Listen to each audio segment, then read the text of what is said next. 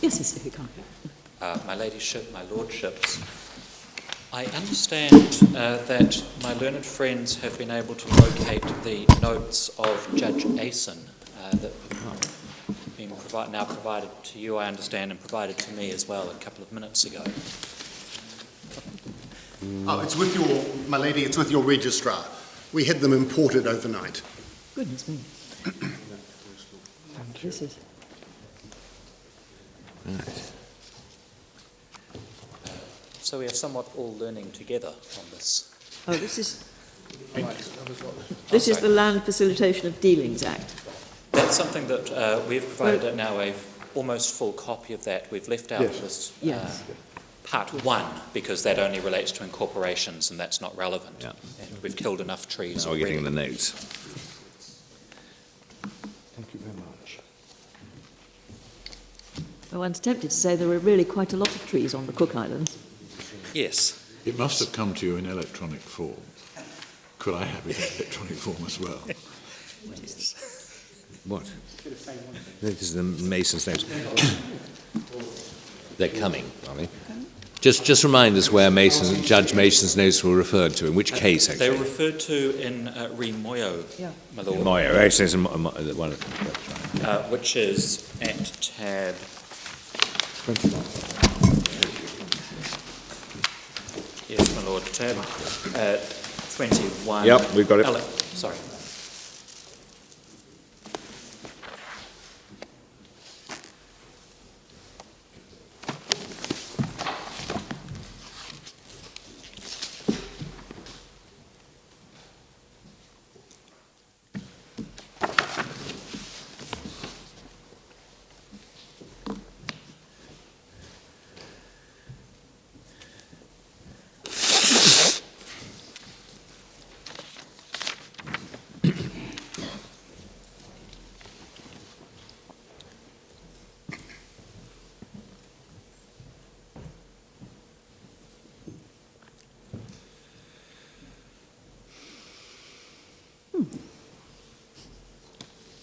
Well, that's very interesting.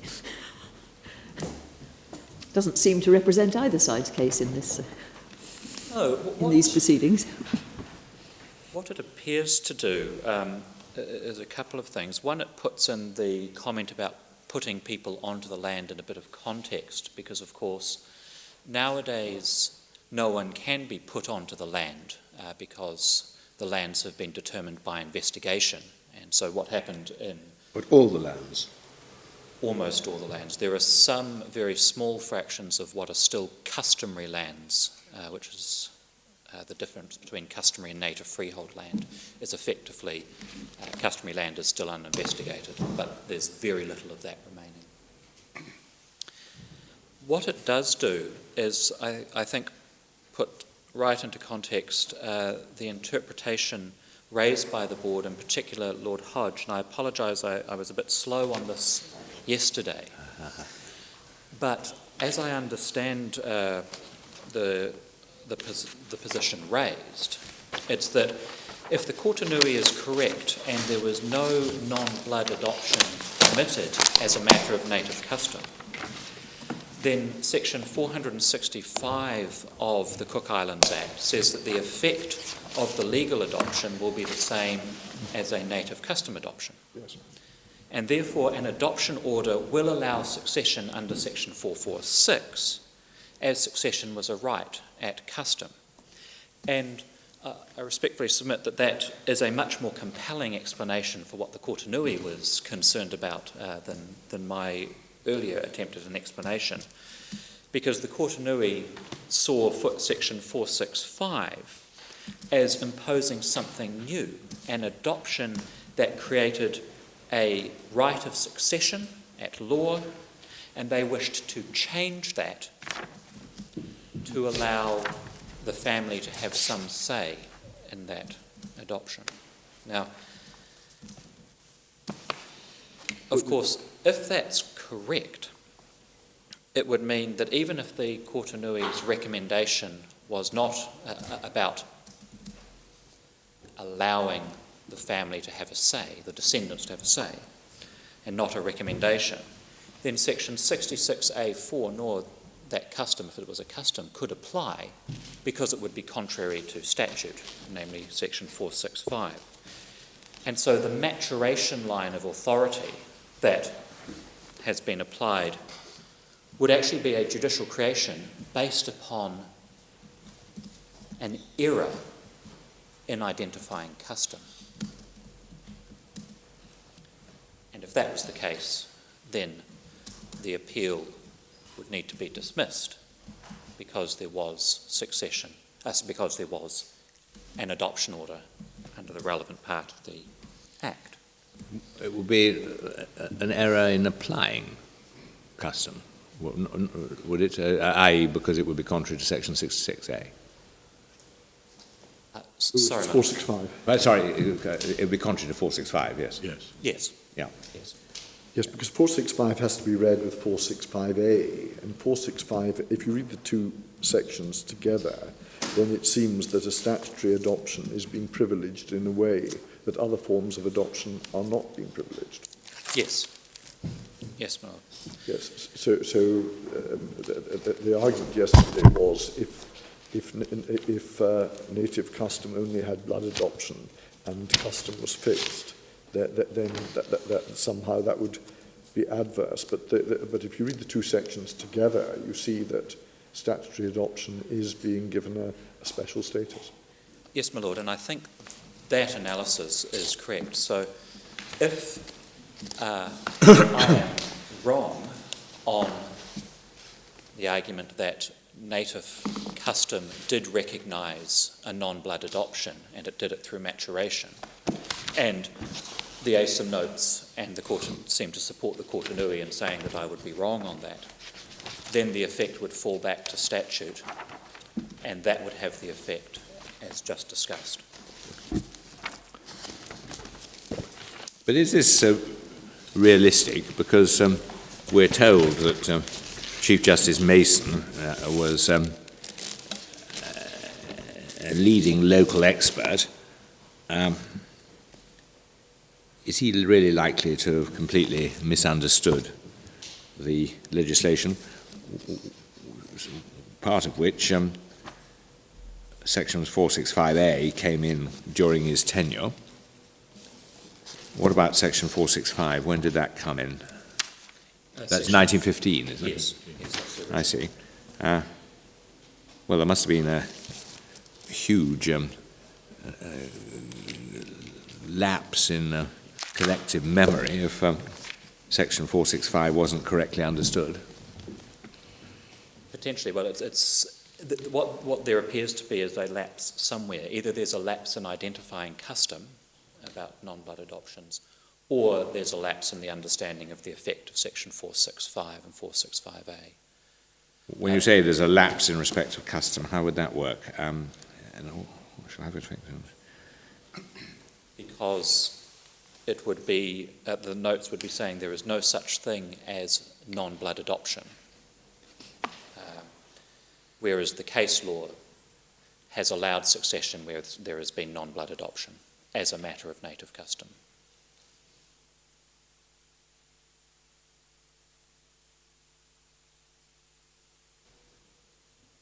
No, the error would, I don't know, the error wouldn't the error have to be with regard to native custom in relation to adoption by native custom? In other words, blood adoption. Because, I mean, the straightforward reading of 465 is that any order of adoption is given the same meaning as adoption of a blood relative is by native custom. Well, we know that that seems to be now accepted as meaning it's given full effect. You're treated as if you were one of the family in every respect. That's the effect that it would be given, we submit under that analysis of 465. Well, no, I mean, that's the effect that's given by native custom. And if that is the effect on a blood adoption by native custom, then the literal meaning of 465 would be that any other adoption by order has the same effect. Yes, yes, my lord. unless there was some mistake as to what the native custom in relation to blood adoption was. Yes, my lord, and there's no evidence of any mistake as to that. Might that offer some explanation for the apparently quite frequent endorsement by judges making adoption orders, this doesn't affect succession, as if conscious what a straightforward adoption order might mean because of section 465 in relation to a non-blood adoption. They try to sort of water it down by saying, but this order doesn't have effect on succession. That could be... I'm speculating, obviously. It's a speculation that would sound with some reason, but there's no authority for judges to make such a watering down of statute. Well, it couldn't be conclusive about maturation, except possibly at the moment when the adoption order was made. The note appended, my lord. Yes. Yes. But I think, though, that if we're in this realm, maturation is not an issue.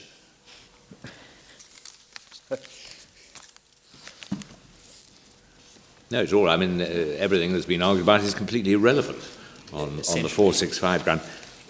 But, I mean, this would be a sort of local revolution, wouldn't it, if this point? Well, our submission is that to allow the appeal on any ground would actually be a legal revolution.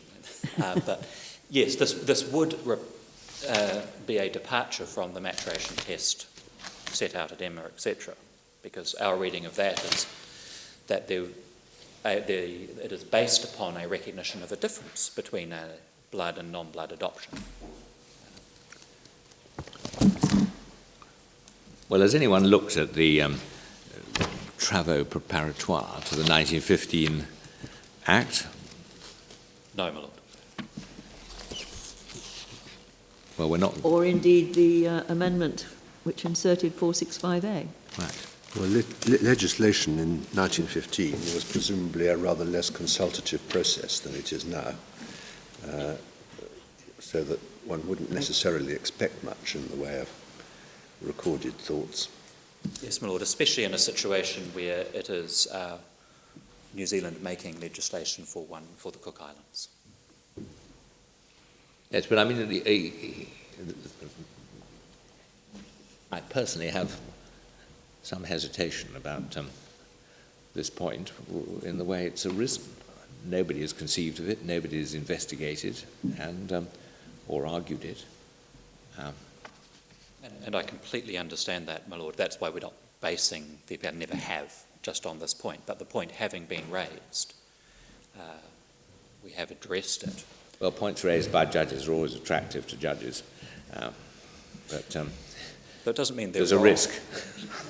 Yes, there's obviously a risk, but the Kotonui report does seem to be a plea for an amendment of legislation, yes, which seems to suggest that they, at least, having done their investigation, thought there was a problem with Section 465. That is by far the most compelling explanation I've heard for. Yes, it's not one that's ever occurred. No. That is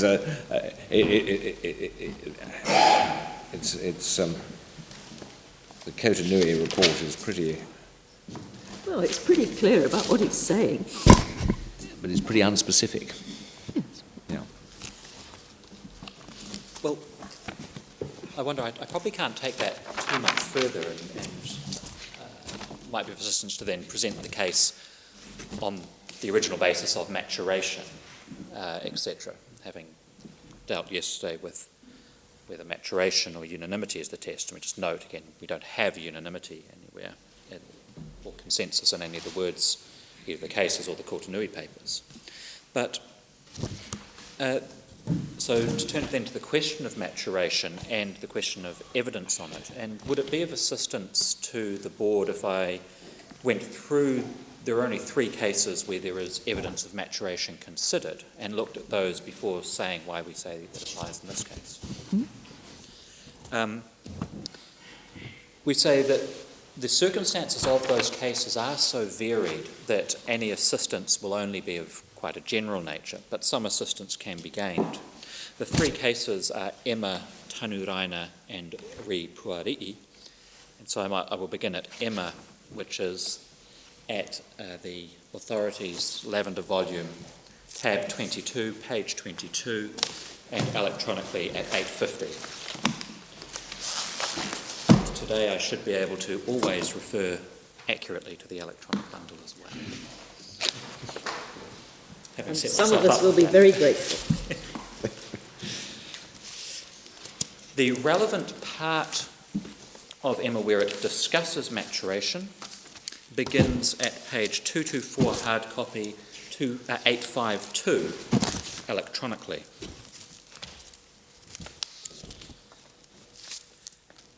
The wishes of the foster parent in that case were demonstrated in two ways. The first is through a statement at the time of adoption, and that is recorded at the very bottom of page 224 or 852, where the adopting mother says, "I would like child to succeed to my interest in lands." Over the page on 225 hard copy 853 electronic, the court also refers to, and this is the second paragraph under the quotation paragraphs, beginning, "The court today is satisfied that so far as Tuakura." Tuakura is the adopting foster mother. The other piece of evidence referred to is something called a so-called will. We don't know what that is.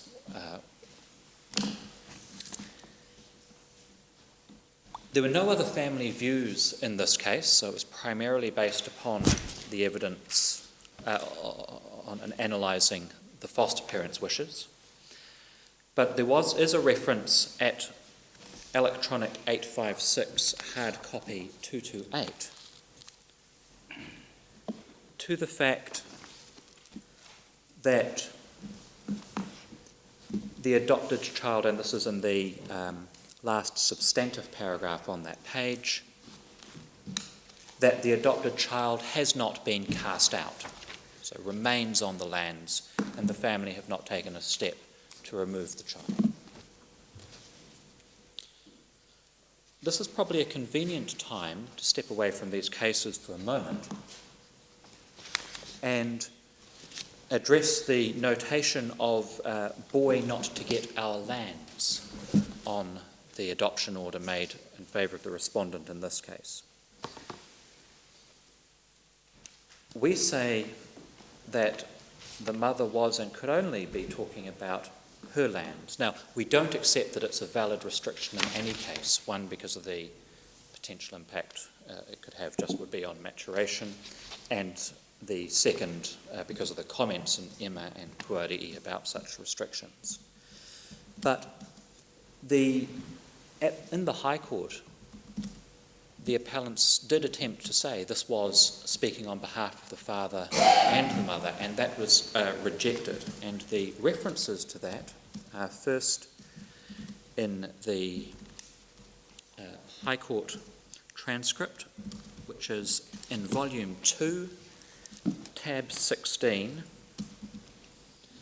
page 195 or page 203 electronically.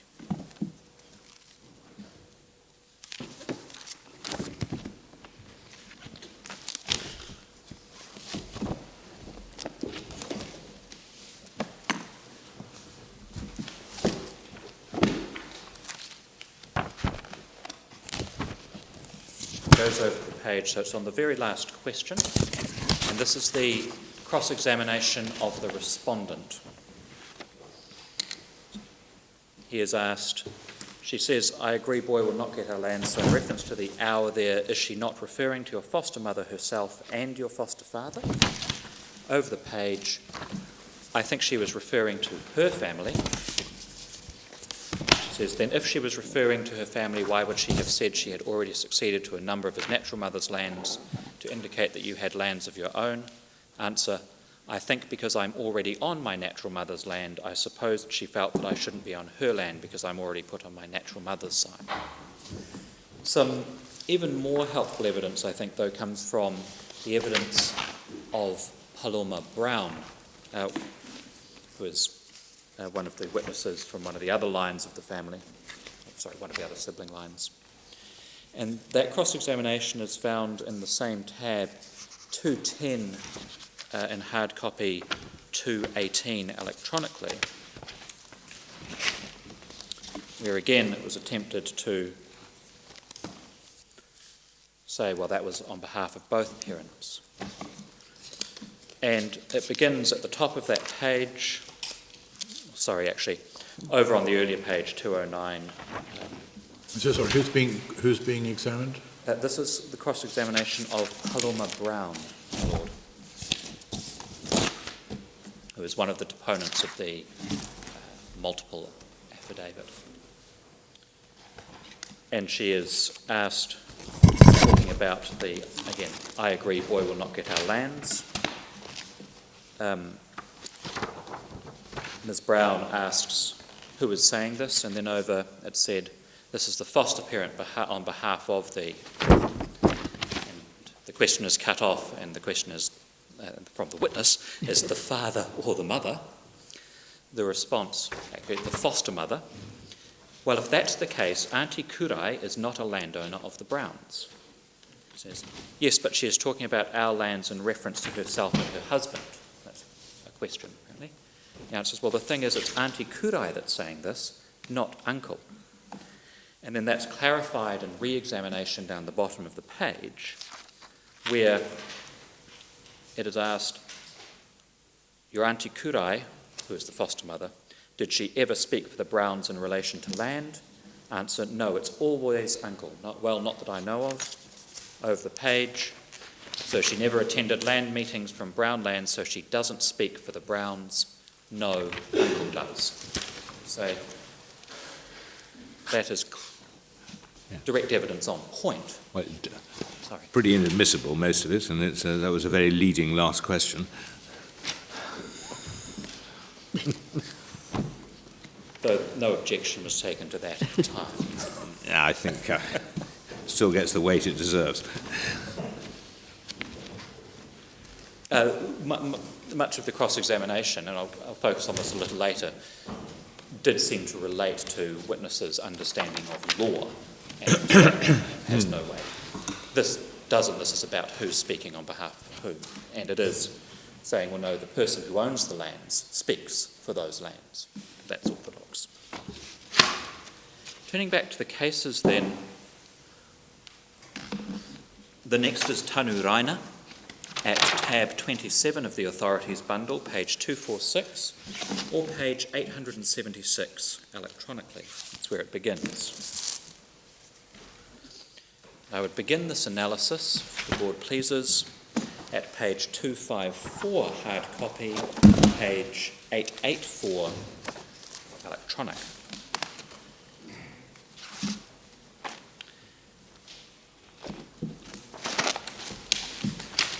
And I'm looking here from the second second paragraph on that page, where the court notes that the court has heard no evidence of acceptance or rejection of marita. And that's different from this case, where we do say we have evidence of exception of the respondent. And so the court is required to place an interpretation on the court records. It's a little bit difficult to tell exactly what's going on in this case, but I think what's going on is as follows. Marita, so this was an application by the children of Marita to succeed, opposed by the children of Marita's. Yes, so it's one generation down. It is. Yes.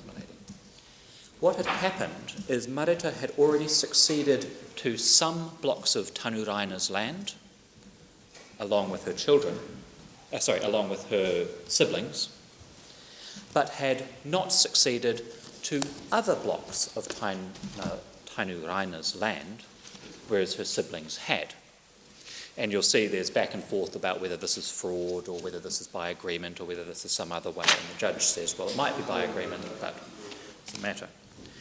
This case appears to concern a block of Tanu Raina's land that as yet no one had succeeded to. So the question was, the judge was presented with one side saying, well, Mareta was recognised, the adoption, she was recognised as part of the family because she succeeded to some lands. The response from the other parties was, no, she wasn't fully accepted because she didn't succeed to some other lands. And the court in that case found that there was sufficient acceptance in the family by reference to her succession to some of the lands. And we say the important point to take from that case is that it illustrates that acceptance in relation to one block of lands can be evidence of acceptance in relation to other blocks of land. The final case then. Sorry, where does that appear precisely? Where do we get that proposition in this difficult case? It's not. I thought we got the proposition that non-acceptance, or at least agreement that certain land wouldn't go to Mareta, wasn't fatal to her claim that it was accepted that other land, that she was a member of the family and should get other land. But I don't see any proposition such as you've just advanced. The reason I advance it, and it's not in those terms, but I advance it is because the only evidence of recognition in this case was succession to some lands. And it was on the basis of that evidence that the judge said... I was just asking where just the evidence of succession to some lands is precisely where? Oh, sorry. It is on pages in hard copy 249 to 250, that's 879 and 880, electronically, where some of the applications are set out. So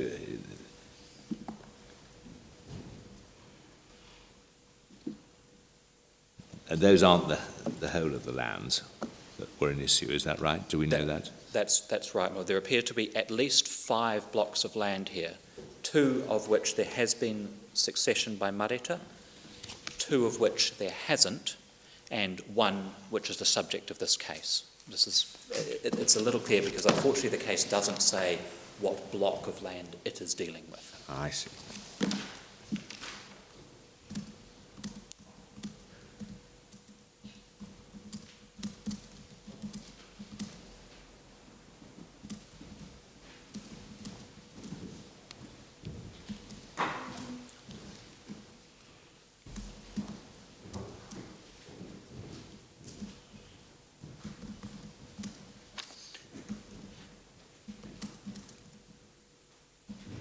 Actually, apologies, Mr. Manarangi has actually pointed out to me that it does say in the matter on page 246, that's 876 electronically at the top, in the matter of Akapuo section 41A. So it's likely that that is actually a reference to the block, and that is not one of the blocks to which succession has already occurred. So this is your statement that this is a disputed block, in effect, there having been succession to the other blocks. To some of the other blocks, Some but of the not to other others. Yes.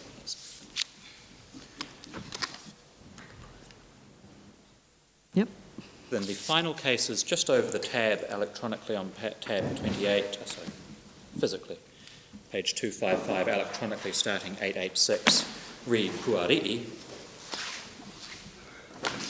And this was a case where maturation was not proved. So it's still useful as a matter of law. And I begin just by noting at page 260 physically, 891 electronically, that the Court of Appeal in that case, it's a Court of Appeal case, notes that the question, the dominant issue, put it, was at the bottom of that page, whether it was established there was sufficient recognition by her family, the adopted child's family, to enable the court to say that the adoption had developed to the degree which satisfies the test set out in Emma. Sorry, which page are you on? Sorry, 891. Thank you. And it falls into 892. Right. In that case, and this is seen on 892, the primary reason it was held that there was no such maturation was because the adopted child had remained in New Zealand with her natural mother. The adopted mother had travelled to New Zealand with the child, got ill, it appears, and returned to the Cook Islands. The adopted child did not return with her. And that is in line, we say, on point with the Emma decision, which is at tab 22, page 223, or page 851 electronically, where Chief Judge Morgan, in the top paragraph of that decision about halfway through, an adopted child may return to its own parents, or it may live partly with its foster parents and partly with its natural parents. In such cases, the adoption never becomes complete, but particularly in the second instance, the foster parent and his family may and usually do set aside certain lands to which the child may succeed, but the remaining lands go to the next of kin by blood. So, in this situation, the respondent has only ever lived on family lands, never gone off to another land, never returned to his natural family. With the caveat, of course, during the time he was training for the police in New Zealand, he was there, but then returned back to live on the family lands.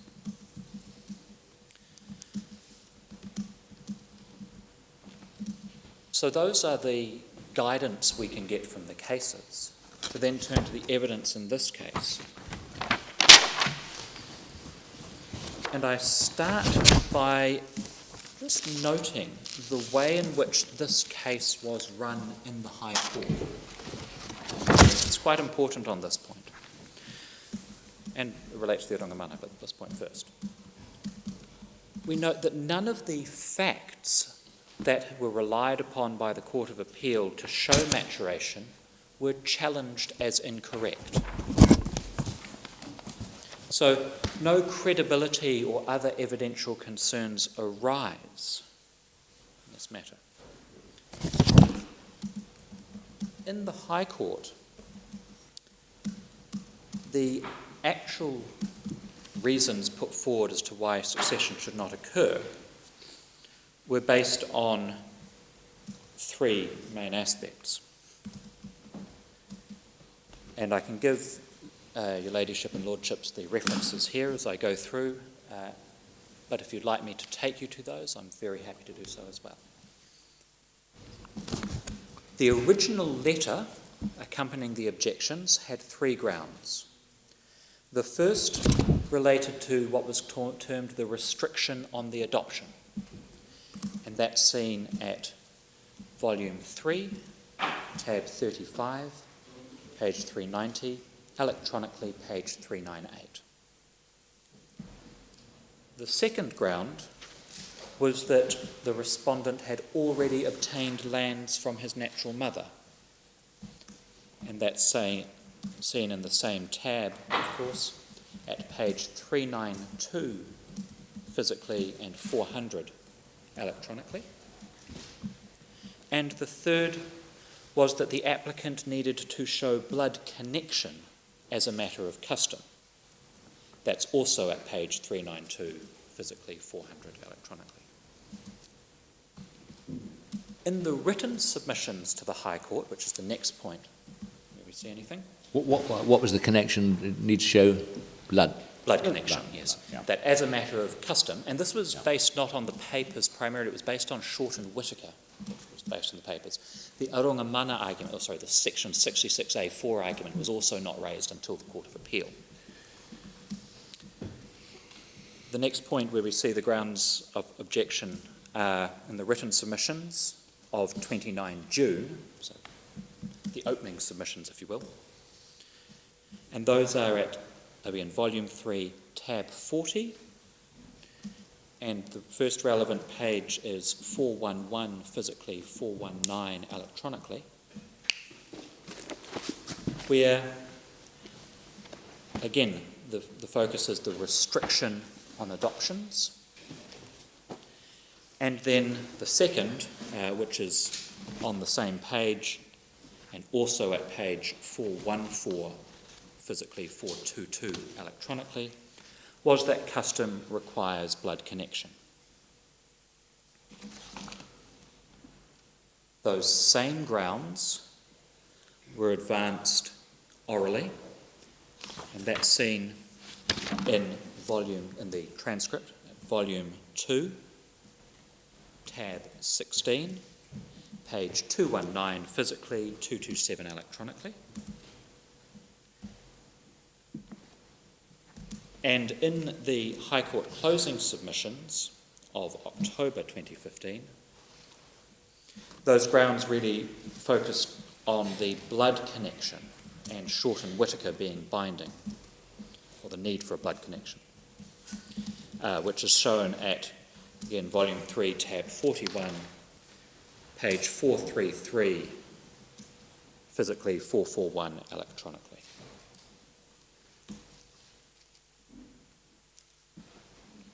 So, and this is important, we submit, because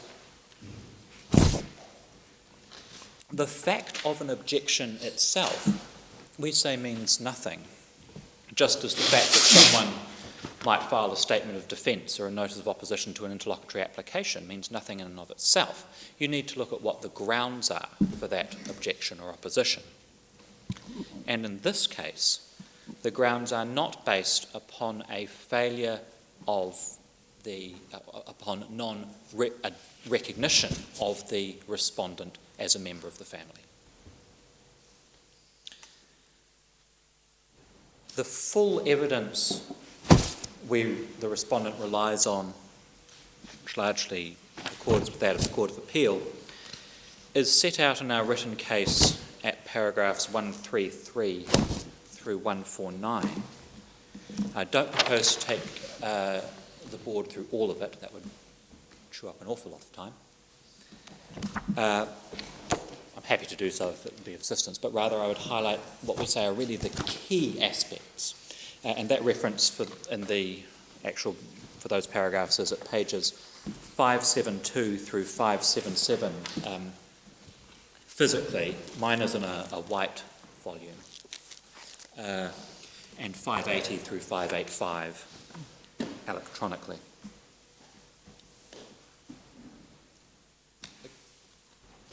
We'll go with 4 key pieces of evidence, we say, demonstrate recognition, and thus maturation. The first is that the respondent has always lived on the Browne land. There has been no separation of him from the Browne land and thus the Browne family. The second... When you say lived, I mean, is that's on the plot in respect to which ultimately a vesting order's been made? Yes, or earlier... 1/3 of an acre. Yes, lived with his parents, then lived on various plots, but all of the plots he lived on were Browne family land. Do we know what, I mean, you say plots, do we know about them? Is there more than one? Yes, I believe he lived on one initially, yeah. And that's the Turamatuti section, isn't it? It might be referred to as the beachfront section in the evidence, and then moved from there, and he was given an occupation order over that, to the Puruutu section. That's the orange plot section is how it's usually referred to, because originally it had oranges on it, and then built a house there.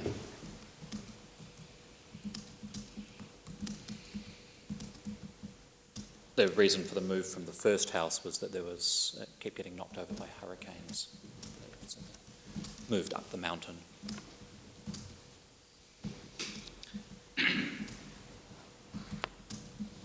So he lived initially with his parents, his adoptive parents, and that's in the beach.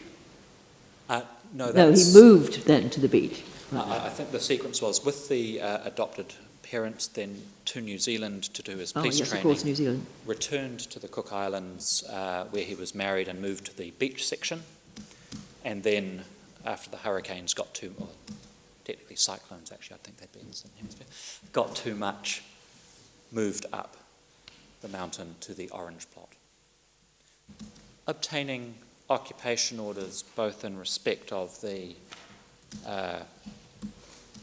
Turamatuti, the beachfront section, which is then converted into a lease and then to convert into a vesting order, and then also an occupation order over the orange plot land.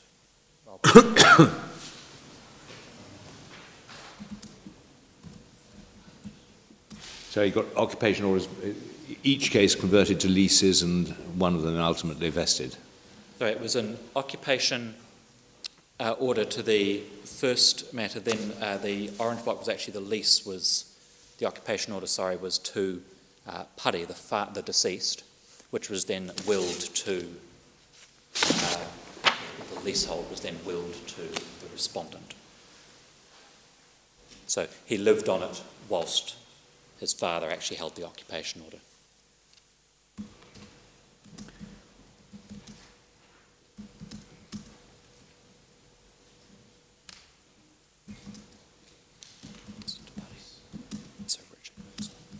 So he then obtained what a lease of the mount of the beachfront land, or first, or the orange block. The orange plot. He inherited through the will the lease that his father held over the orange plot land. Originally, his father held an occupation right that was converted to a lease, and that lease was willed to the respondent. The Turamatuti, the beachfront land, was the occupation right converted into a lease, converted into a vesting order.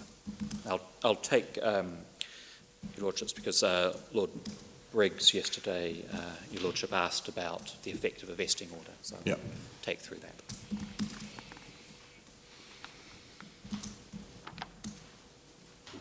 Very shortly, actually.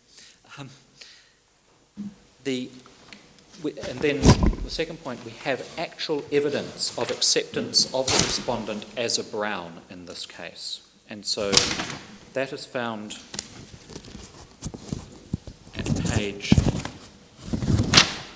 208 in the High Court transcript, tab 16 of volume 2, or page 216 electronically.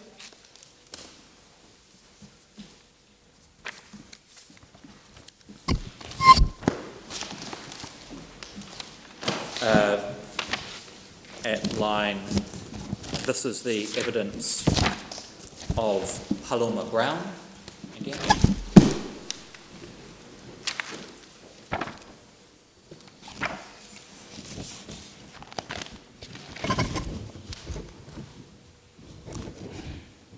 Hard copy page, sorry. Hard copy page 208, my lord. Right. Down at line 28.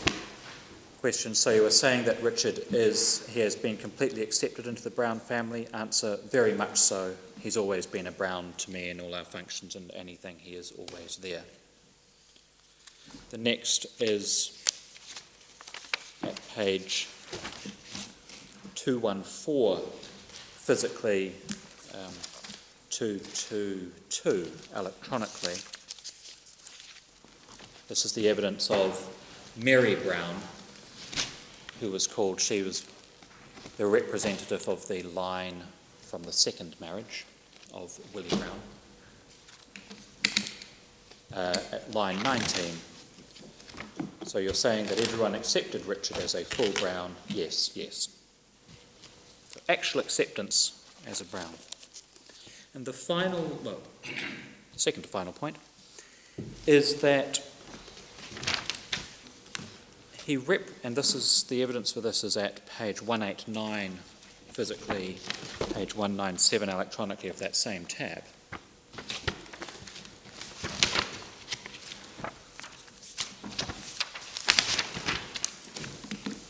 That the respondent represented his father at landowner meetings without any concern or cavil from the other landowners, because his father wanted him to attend these meetings on his behalf so that he would know so that the respondent would know the procedures for the future.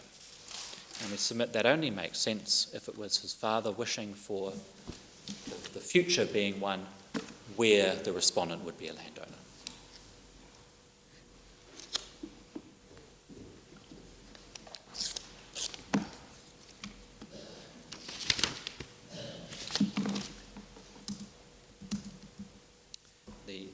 final part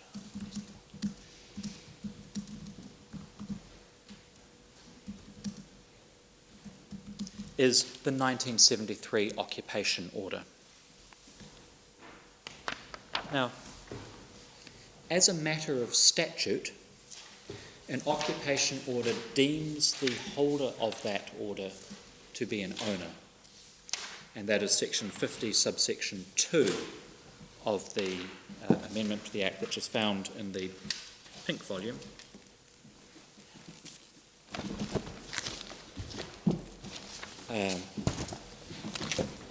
The purple volume at tab 4, page 40, or page 659 electronically.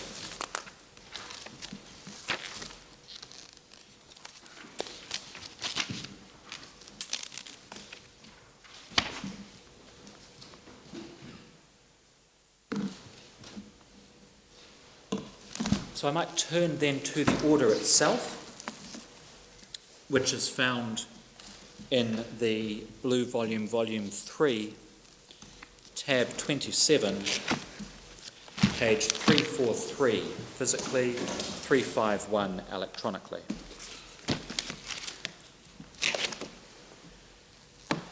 And I'm going to highlight here the numbered paragraph 2 of that order. So could you give me the number again, please? 343 physically, 351 electronically. Thank you. Which says the right of occupation shall be for the term of 20 years and thereafter for so long as Richard Browne and his direct descendants or any of them shall occupy. So it's not just a life interest, it is expressed to be for his descendants as well.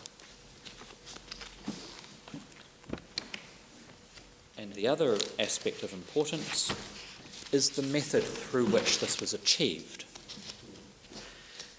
And that's... So this is clause 2. Yes, my lady. The right of occupation shall be for the term of 20 years and thereafter for so long as Richard Browne and his direct descendants or any of them shall occupy. So acceptance that he would be part, and his descendants would be part of these lands, and we say thus recognition part of the family. The method that was achieved Is that a right of exclusive occupation? Yes. So as to displace any freeholder's right while it subsists? Or does it just make him a tenant in common with everybody else? So that they all have an equal, undivided right to occupy? He has the sole right to occupy, but it doesn't remove, as I read the legislation, doesn't remove the freehold interest. So where the Act says that it deems the person to be the owner in accordance with native custom, it doesn't mean, therefore, does it, the freehold owner, which takes in effect in reversion to the right of occupation? I believe that's correct. I'm sorry, I'm using English language, but I hope it's getting the concept across. Yes, I think that's correct. It's hard to envisage a collective ownership of a site intended for use as a dwelling house. Right. My suspicion, and this is again a suspicion, is that it's made that to stop someone else coming on and saying, well, I'm also a freehold owner, I want to move into your house with you. Yeah. But this separates out from the collective co-ownership a specific right for as long as he or his direct descendants occupy. Otherwise, it goes back to the family. Yes. It looks as if it doesn't affect the overarching ownership of the clan, the tribe, the family, whatever you want to call it, but does carve out a right to occupy to... Potentially in perpetuity. Yes. So it doesn't speak at all to the freehold co-ownership. It merely derogates from the rights of those co-owners. But you say, as I understand it, it's nonetheless evidence of acceptance by the family. Yes, well, there's no way we submit that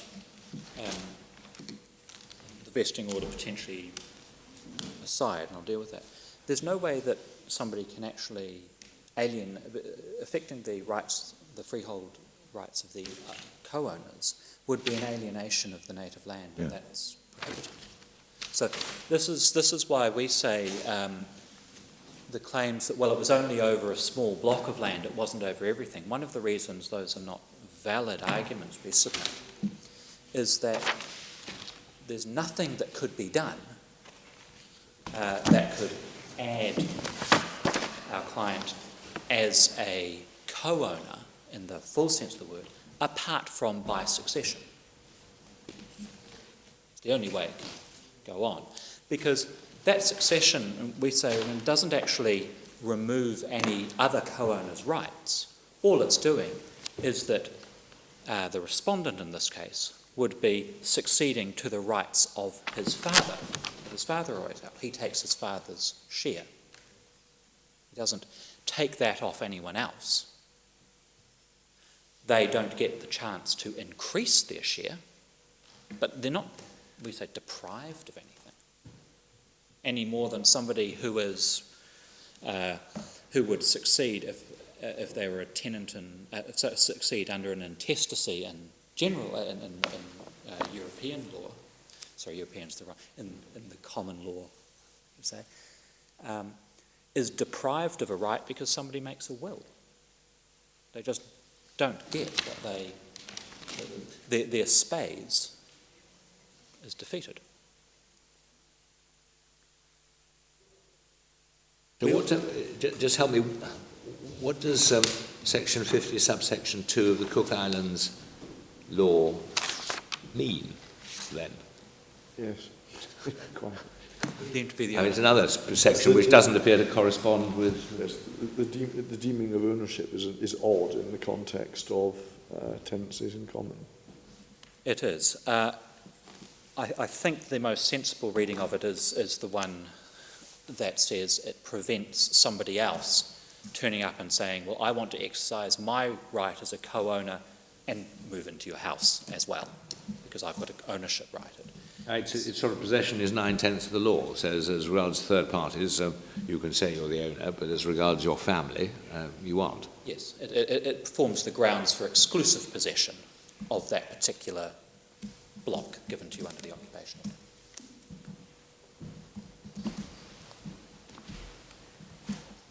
So I'll then look at the process through which this occupation order was given, just the notes of the meeting, and that's at 341 electronically, 349, 341 physically.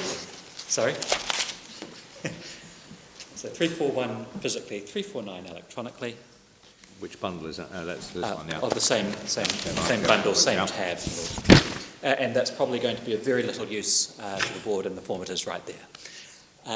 A translation was provided, it was inadvertently omitted from the bundle, but in accordance with the relevant practice directions. So if your ladyship and lordships have that, that might make things easier. It's actually not... Sorry, where is the translation? It was provided yesterday. It was provided yesterday. It was sitting on our desk. Statement of translator under practice direction 5.1.9 of the Privy Council. Right. Lady. I seem to be without that. I can provide further copies if they're required. That's quite consistent with my not having it today. Thank you. So the translation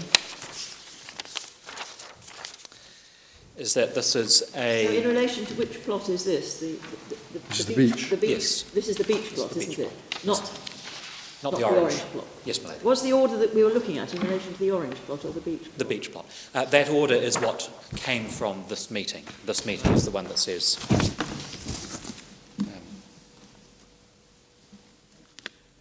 it wants to give them the occupation right. So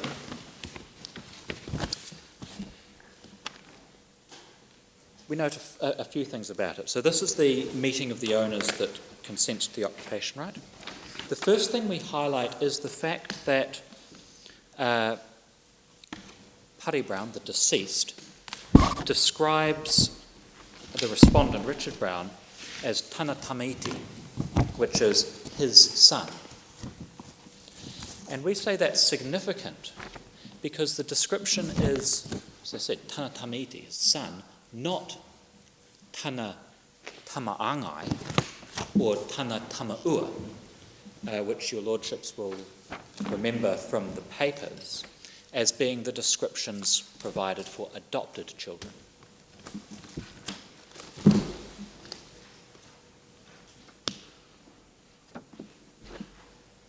What are the... Could you just give us those words again? Yes, certainly. Tana... So Tana Tamaiti, Yes, that means son. that means son. Tana Tamaangai, How do you spell that? Tamaangai, means, broadly, is one term for adopted child, as is Tana Tamaua, Tamaua. That one, Tamaua, literally means child of the thigh, so someone who sits on the thigh. So that has some real significance, that the family is, the father, the adopting father is describing the respondent, and the family is accepting the respondent as the son. Also, the signatures there you'll see, we say, represent the lines of the Browne family. So they are the siblings of Pare Browne, representatives of the lines of siblings of Pare Browne. Most of them are from the first marriage, which had more children. That's, I believe, all up until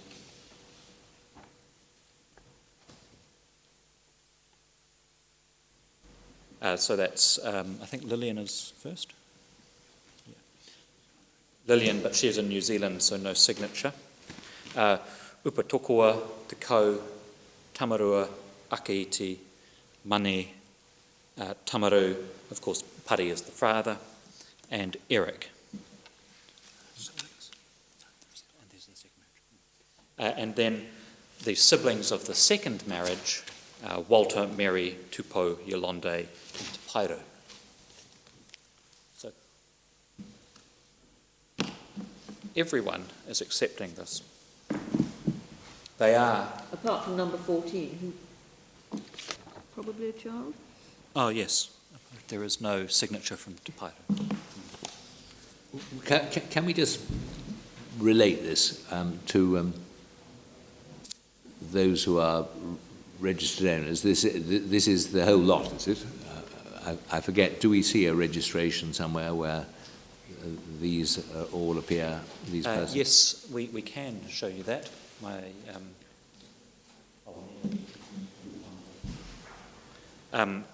Let me see if I can find it. And this is just one piece of property, but is there, since we're talking about 19 plots and 18 other ones, I think, do we see a registration for them? We don't have all the registrations in the bundle. They weren't all introduced in the High Court. Sorry. Or could we see any of them, just to see what? All of them. Yes, but I mean, how do they relate? Are they all the same people? No. Yes and no.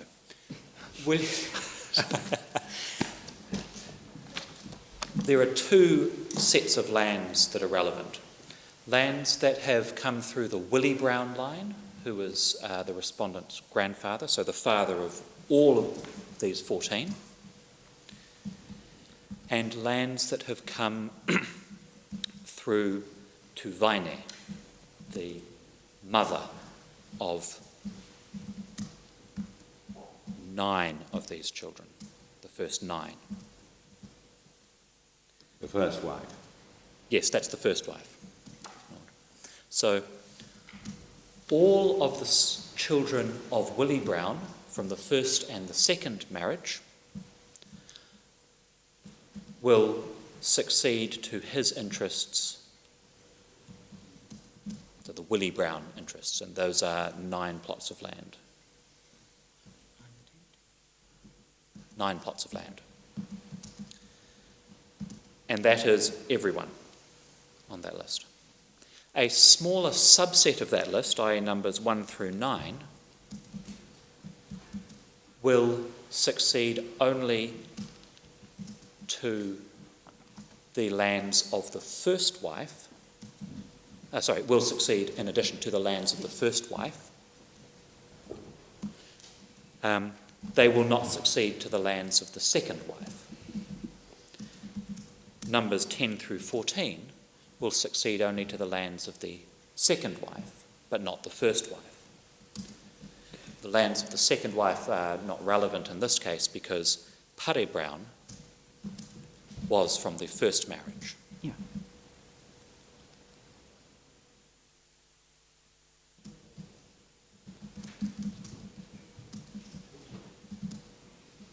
How do you spell Harry? Parry. Parry. But presumably they're all signatories. They're all signatories to this. So, What I've been calling him. so all 14 succeed through the Willie Browne line. And you then said the lands of the mother of 9 of the children, the first 9 signatures. So the mother had separate lands. Yes, my lord. Yes. And 10 to 14 only get from the second mother. Yes, they'll get from Willie Browne and the second mother. but Willie not the Browne, yes. Well, one gets from Willie Browne and the first mother, the other get from Willie Browne and the second mother. Is that so? Sorry, my lord, I Yes, lost you on yes, Yeah. that is what you said. And they're all presumably Fairly signed here straightforward.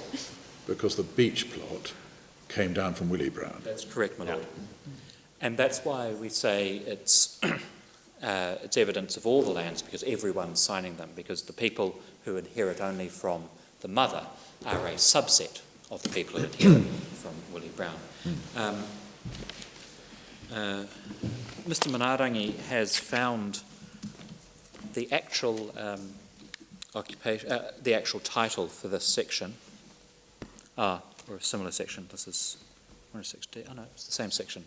At page, sorry, it is in volume 3, tab 227. Tab 27. It's the same one. Volume page 332. So we're in the same document, and so that will be 340 electronically.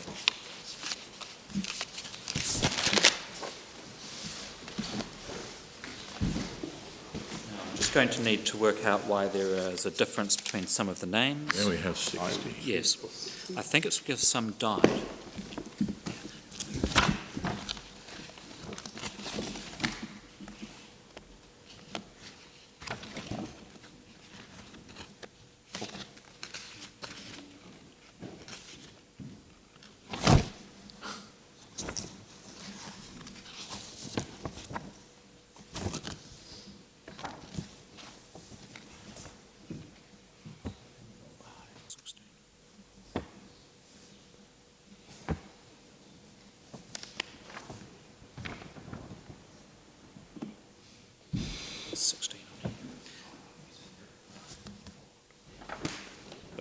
One is Poko Emily, number 10, died without issue, as did number 16, Munokoa. That neatly, yes.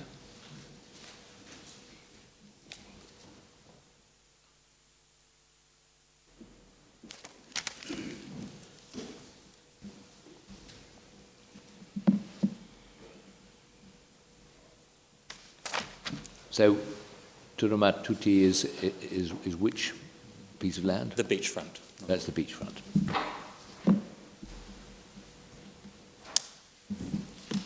So he had the whole section, did he? That was 7 acres. I think he's only given a part of the section. Yes, yes, yes. Well, the occupation order is Yes, that's right. it's for a Part of it, low down. part of it. Yep. And again, we submit the fact it's only a part of it isn't determinative against us, because, of course, if one was to give if the only way you could get succession was by getting occupation orders over all the land, then no one else would have anywhere to live.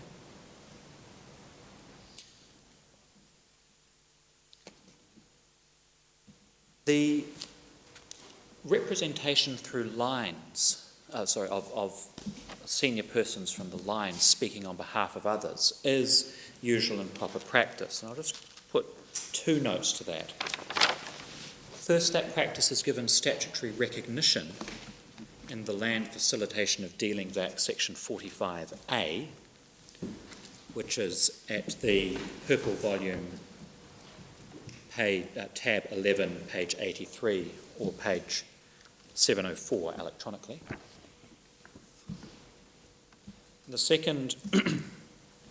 Sorry, which tab was it? Tab 11, my lord.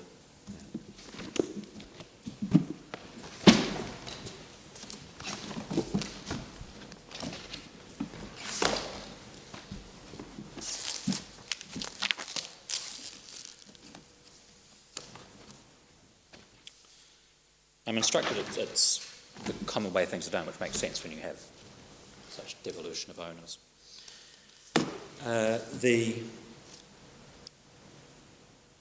It's also stated in the affidavit that the affiants represent their line, and that's at tab 28 of volume 3, one of the blue volumes, at page 376. Pardon me? Electronically, that is 384. 384.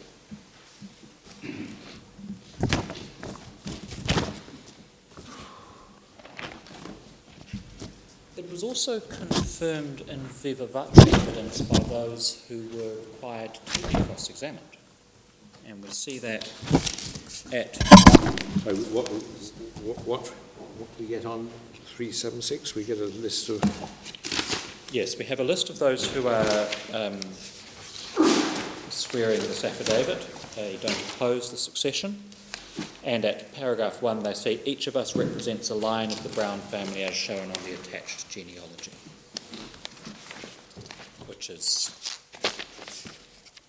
over on the next 2 pages, 378 to 379, 386 to 387 electronic.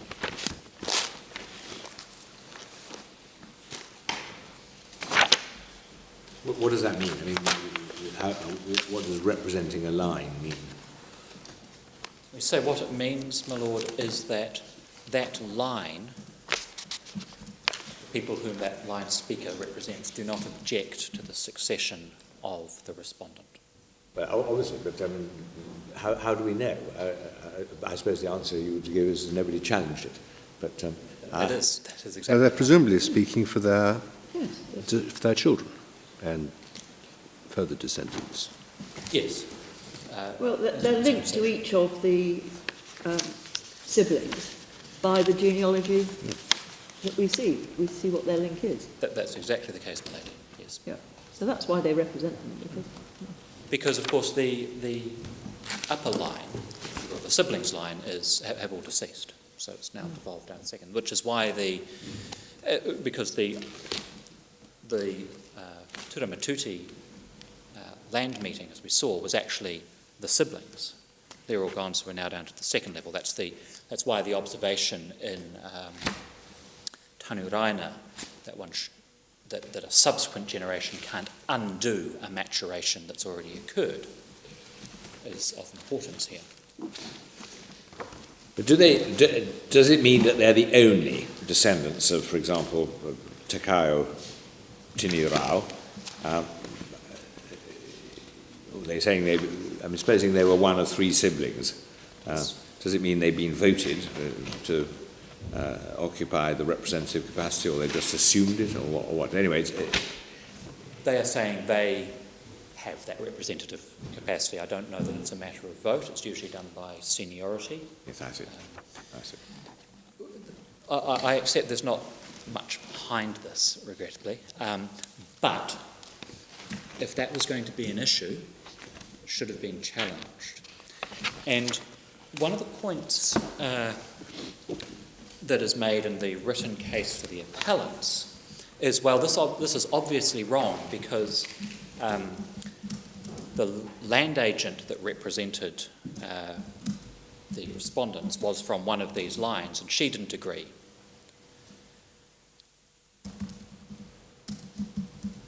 She is from one of the lines represented by Tanina Browne.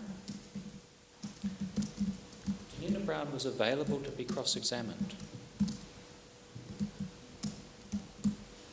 Ms. Card decided not to. She decided not to put that question where you don't actually represent me, and I'm here. She didn't put that to Tanina Browne. So we say, I wish to have put that now. It's too late.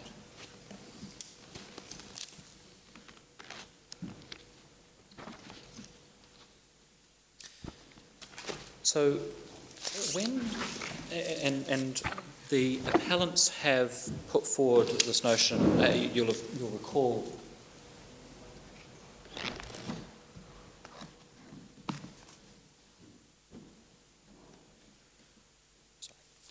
have put forward a number of permutations of figures as to what they say the 7 people they say signed this document represent by way of percentage of ownership. Now we say, one, that's actually not the proper way to do it. It's not a numerical matter. But the actual way it should be done is through line representation.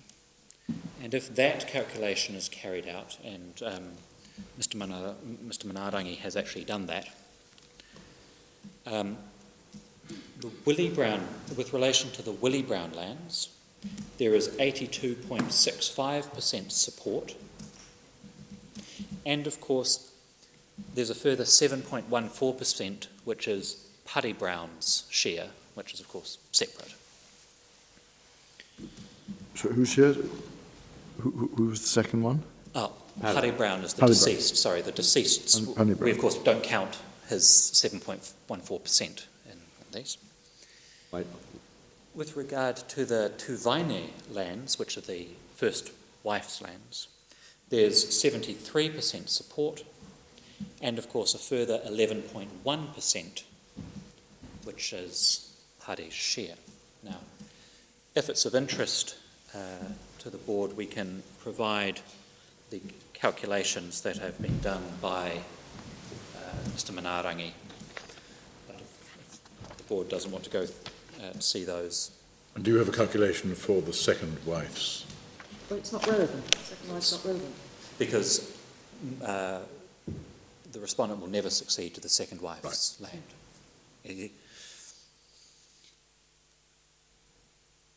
Now, I think I should be fine on time. There was a... You've got 3/4 of an hour left. Oh, wonderful, thank you. Sorry, I'm a child of the digital age, despite my look at these. So I was delighted to see it being wound, though, this morning. It's a little bit fast, just a bit. It was 2 hours slow this morning, and I thought I would have all the time in the world. The majority, there was a submission made, and I might have it wrong, but I'll set out what my understanding was, and I can be corrected if I'm wrong, and that was that majorities of landowners can't actually do too much with the land. Let me say that's not correct. A majority of landowners, indeed, in many cases even less than a majority, can do significant things with the commonly owned land. And this is where, if it pleases the board, I'll take you through the Land Facilitation of Dealings Act, which was provided this morning.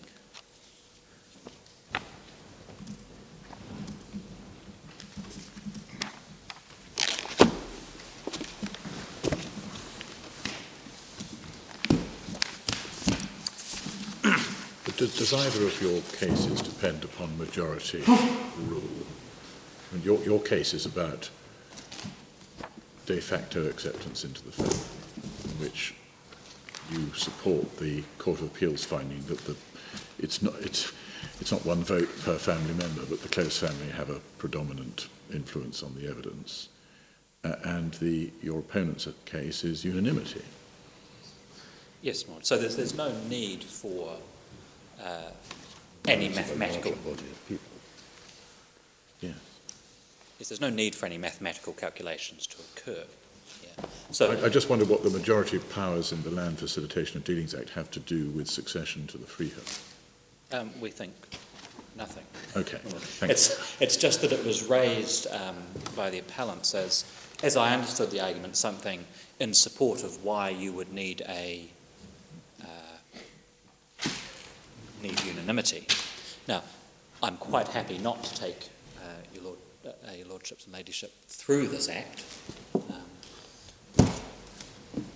but of course I'm also happy to do so. So I'm to be guided by whether the board thinks it would be relevant or not. I think it's a question whether you think it's relevant. I don't think it's relevant. However, my concern is if the board thinks it might be relevant given the submission. We don't know until we've seen it. Yes. Can you summarise the key powers that can be exercised by majority? Certainly. It's, the key powers are those of alienation under Section 2, which is the actual powers themselves, which often relate to that alienation, are under Section 51.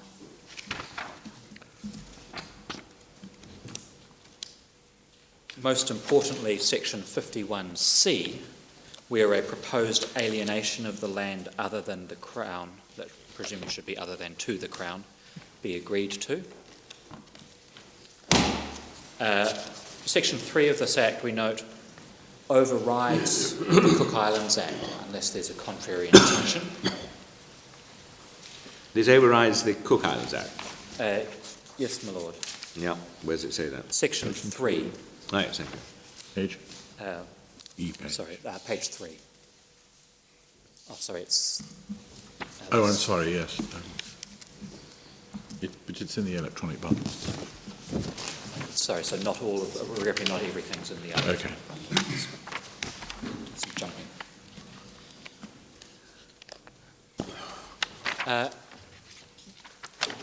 Earlier, my Lord Hodge noticed that something had been done at a meeting of assembled owners. It was the vesting order. And, my Lord, you asked, what's a meeting of assembled owners? It's a meeting of assembled owners under this Act. And that's seen under Section 43 as where the court, upon application, summons a meeting of assembled owners. And at that meeting, the quorum is actually quite low. It's under Section 47, sets out voting rights. 45, sorry, sets out procedure. A meeting's properly constituted with, if there's at least 5 individuals together representing a quarter of the beneficial freehold interest, can make decisions. There is something of a safeguard, of course, to stop a little over 12.5% of the owners doing too much, and that's that any resolution must be confirmed by the court under Section 52.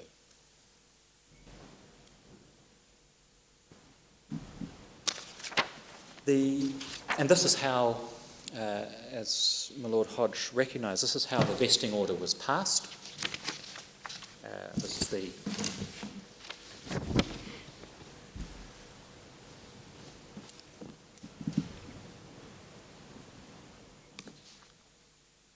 and there was a submission made, I understand, it's from my notes but I might have it wrong, that a vesting order only gives a life interest, and this was in relation to the question by my Lord Briggs about what the effect of the vesting order was.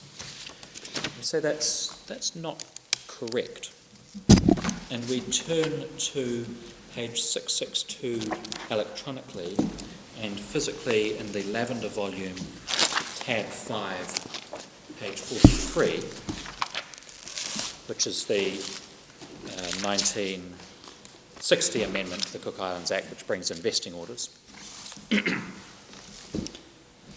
First thing we note there is under section 23, subsection 1, the effect of a vesting order is to transfer the native freehold. It can only be to a native or descendant of a native. That's what a vesting order does. It transfers the freehold. Succession to a vesting order, and thus succession to the freehold that has been transferred, is dealt with over the page at section 26.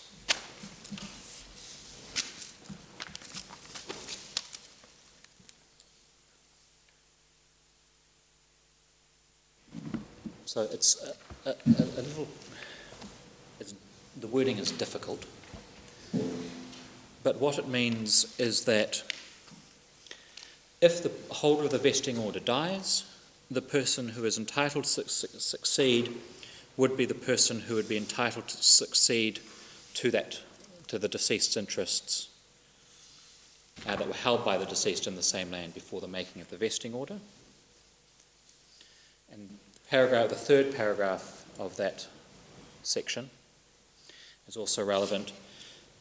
It's provided that if the person to whom any land is transferred under a vesting order did not at the time it was made have any beneficial interest therein, then it goes back to section 446 of the Principal Act. So what that means, in effect, is if the land is transferred to somebody who is not of the family, then it will only act as a life interest, because section 26, third paragraph, won't let it go outside the family. If, however, it is transferred to somebody within the family, then it will remain within the family. That's why this case does have importance for the descendants of the respondent, because if he is not part of the family, then those descendants will be unable to succeed to that interest under the vesting order.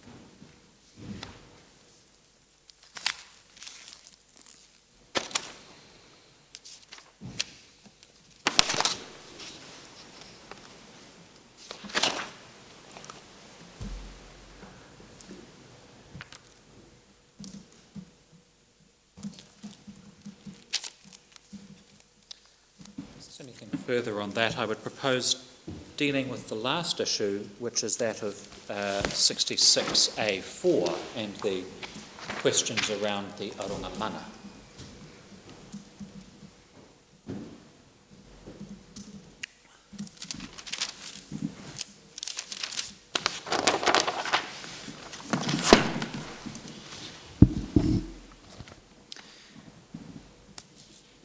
The Arunga Mana argument, as I noted before, was only raised in the Court of Appeal. Sorry, the 66A4 argument was only raised in the Court of Appeal. That's of some, and that has some impact as to why, in my submission, if your ladyship and lordships feel a little at sea on this issue, it's because we don't actually have evidence on what we say is actually quite important evidential matters. We start from this proposition, and that's that Article 66A4 of the Constitution,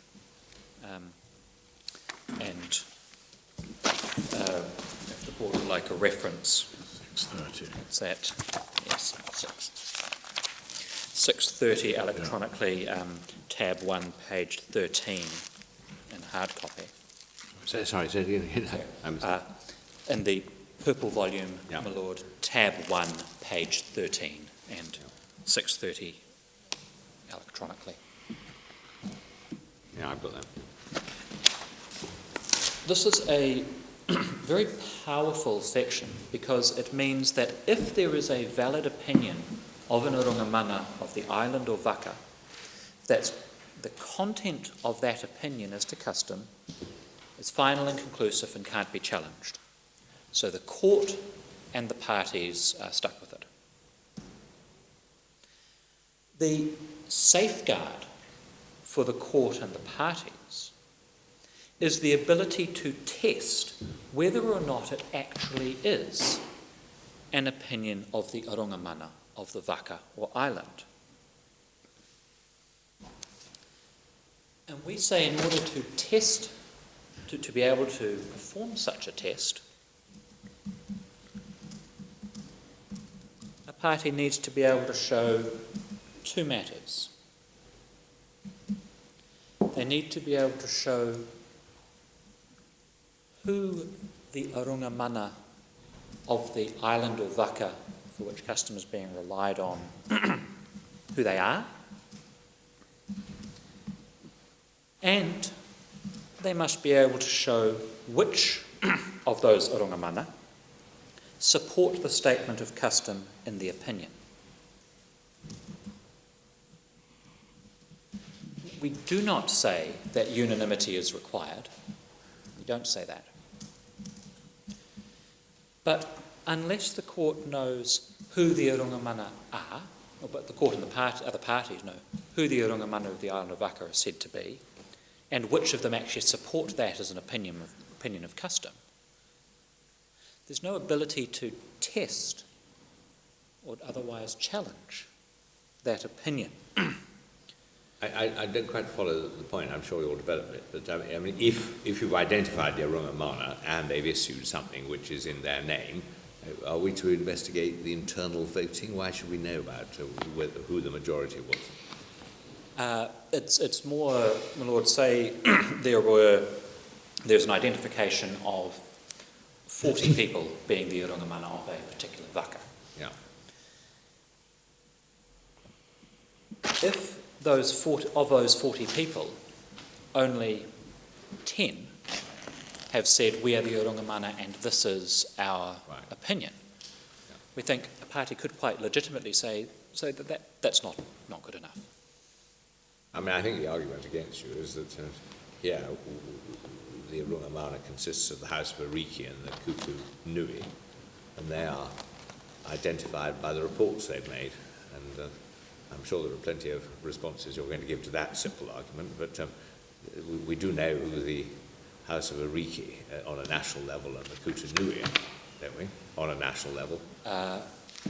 Not really. we know who the House of Ariki. Okay. Yes. Now, of course, we know that the House Kutu of Nui was actually created by statute, and it said it was acting under the 72 Act, so that, but we don't know that they were. We don't know who the Kutanui were, sorry. We don't know that they were acting as they said they were when they issued their report. No, I think there's no express statement, although I don't think we can challenge it that they were acting under, I believe it's subsection 2 of their section, because there'd be no other way in which they could be acting. So I don't take any quibble with that. Well, what we know about the House of Ariki, of course, is that in 1972 and 1977, it did not contain all the Ariki. Now we know that because the composition of the House of Ariki was amended. It's a little bit difficult. Originally, there were up to 15 members of that House, and that's under both the Constitution as originally passed and the House of Arikis Act.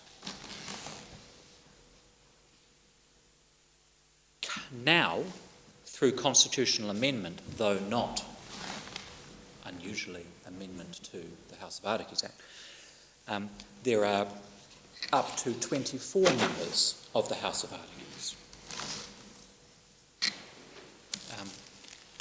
Would it assist the board if I took you to why I'm saying that? We'll start, if we may, with the House of Arikis Act.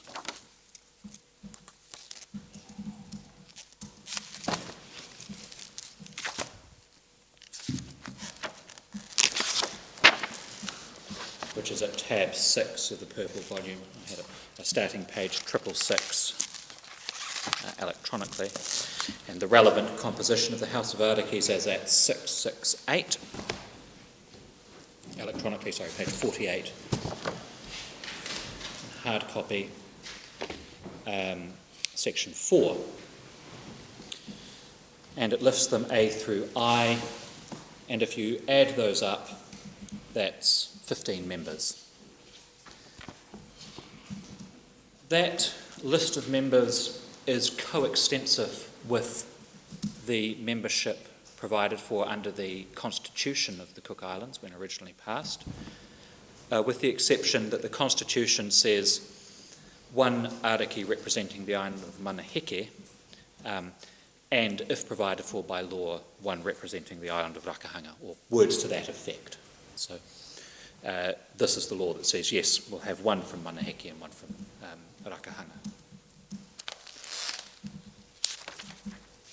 The current wording of the Constitution, and that hasn't been amended, but the current wording of the Constitution is found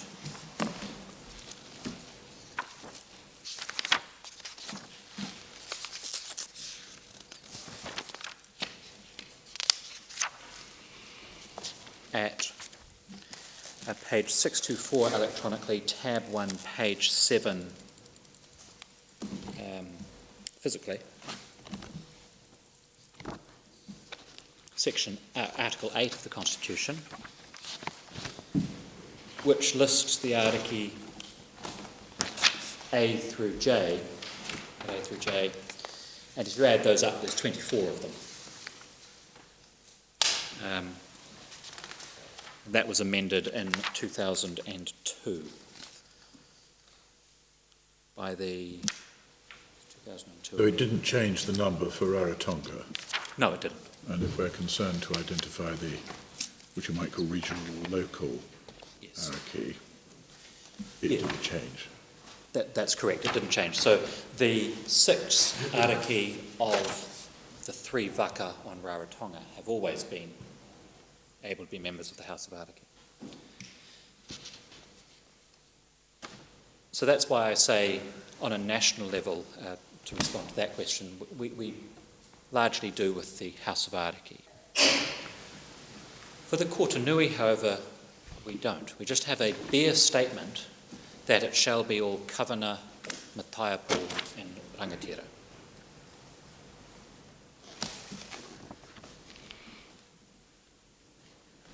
That they can all be members of the body doesn't actually mean they all are members, or, more importantly, all contributed to this opinion.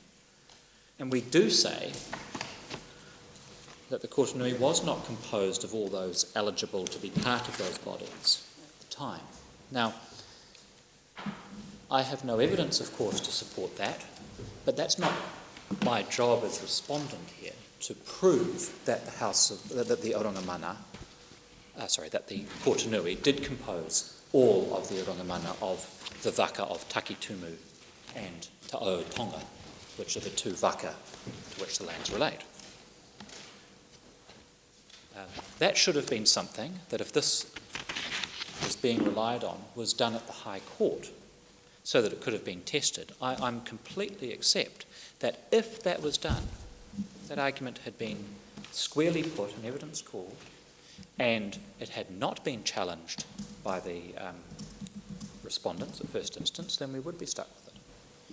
But to the same degree, that not having been done, and a claim that the Kortenui House of Ariki Aotea Rongamana being made only in the Court of Appeal for the first time, no ability to challenge, no evidence as to who the Orongamana of Takitumu and Te Ao Tonga are. Well, what about the presumption of regularity? I mean, you say it's for the respondents to raise this, but essentially they've produced a report, they've said they're acting under the statutory scheme, they've said they are the Kortenui.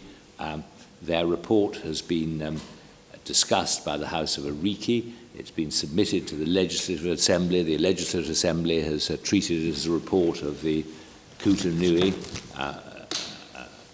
contained or in the discussed by the House of Ariki, and is itself reported. A select committee of the House, the Legislative Assembly, has reported on it.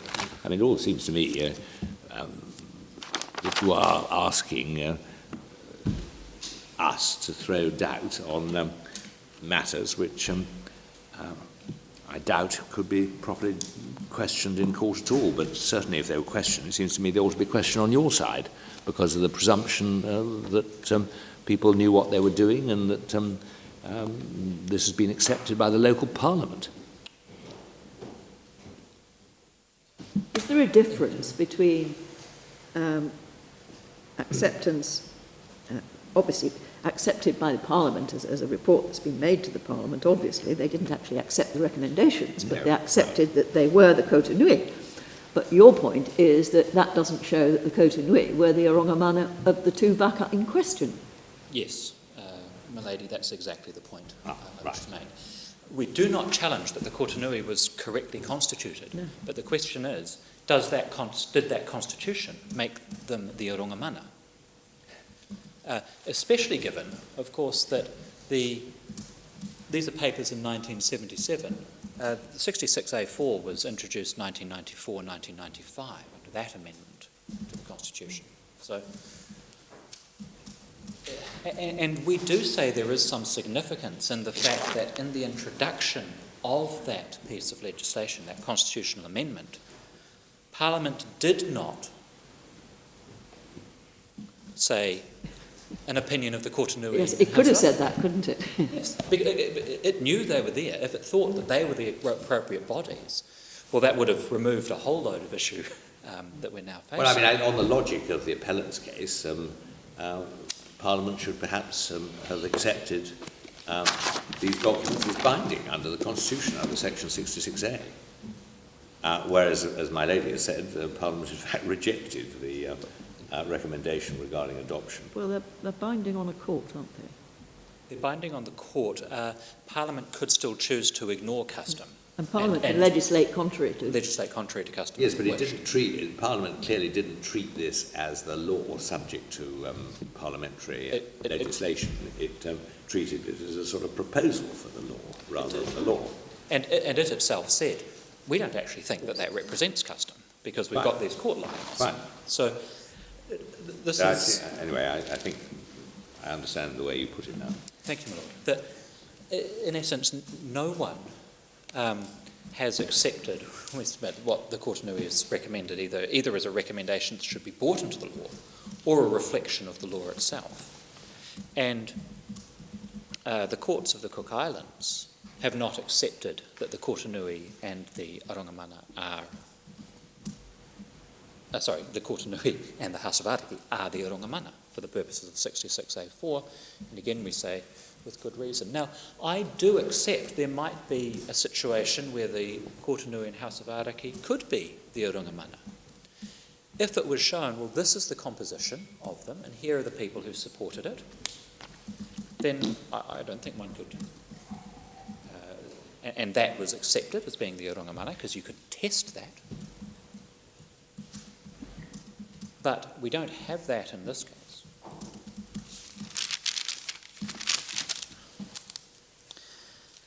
And I do submit that the words island or vaka are important. What we have from the Kota Nui especially is a report that does purport to say a national custom. We don't accept, and never have, that there is one consistent rule of custom about adoptions throughout the Cook Islands. Never accepted that.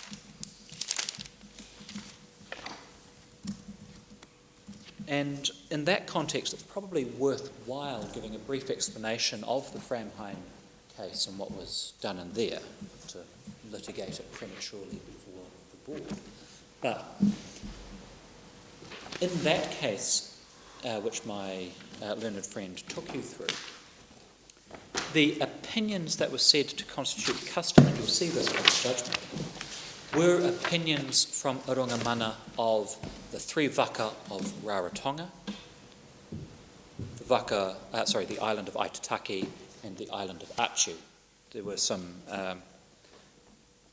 other evidence as well that was said part of would satisfy the test, but let's set that aside. Those clear statements, those statements did set out, these are the rongamana of these waka, islands, depending on which it was, and here are their titles, and here is the list of them who support this as a statement of custom, and here are their signatures showing that. And that was all provided by way of affidavit. Where there is some confusion probably has crept in is that the custom in that case, it was the custom of tiaki and guardianship of resources, was the same throughout all of the waka. So that was a situation where every waka or island had the same custom. But it was not run on the basis that there was a national custom, because to do so would have ignored the words, we say island or waka in the statute, and that was certainly what the Solicitor General was saying when he was saying, well, you can't just say that.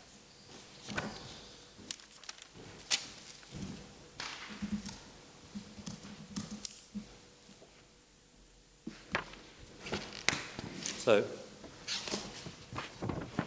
bringing it to the pointy end of this case, we say there is no evidence of who the rongamana for Takitumu or Ta'o Tonga are, and there is no evidence that those persons contributed to the papers. So to find that the papers are the opinion of the rongamana would be a very strong finding that hasn't been able to be tested, and we submit can't actually be made on the evidence before the board or the evidence that was before the Court of Appeal or that was before the High Court, and that the matter was never even raised there.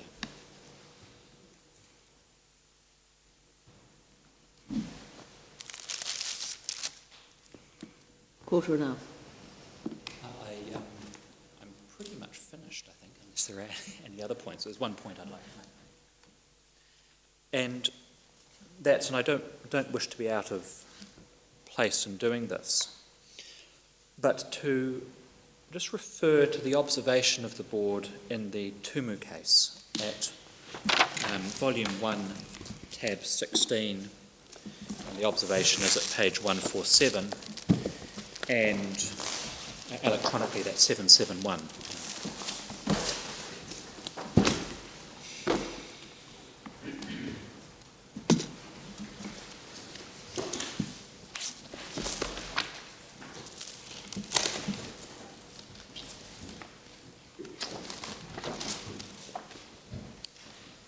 And it's not entirely apposite, but we do submit the flavour is appropriate. That the subject matter, I'm referring to the middle part of that paragraph. This principle applies... Which paragraph are you referring to? Sorry, what's 57. I thought it might be. The principle applies with even greater force where the subject matter of the dispute involving a special legal regime designed for the protection of native rights is much more familiar to the local courts than to the board. If the appellants are successful here, it would seem as though the only way they could be successful is through a recognition as custom, something that no Cook Islands court, we say, has recognised as custom, and would affect a change in succession laws that the Cook Islands Parliament has declined to do, and that the Land Commission, when it looked at these matters, said, well, this is so controversial, we need further review and public hearings.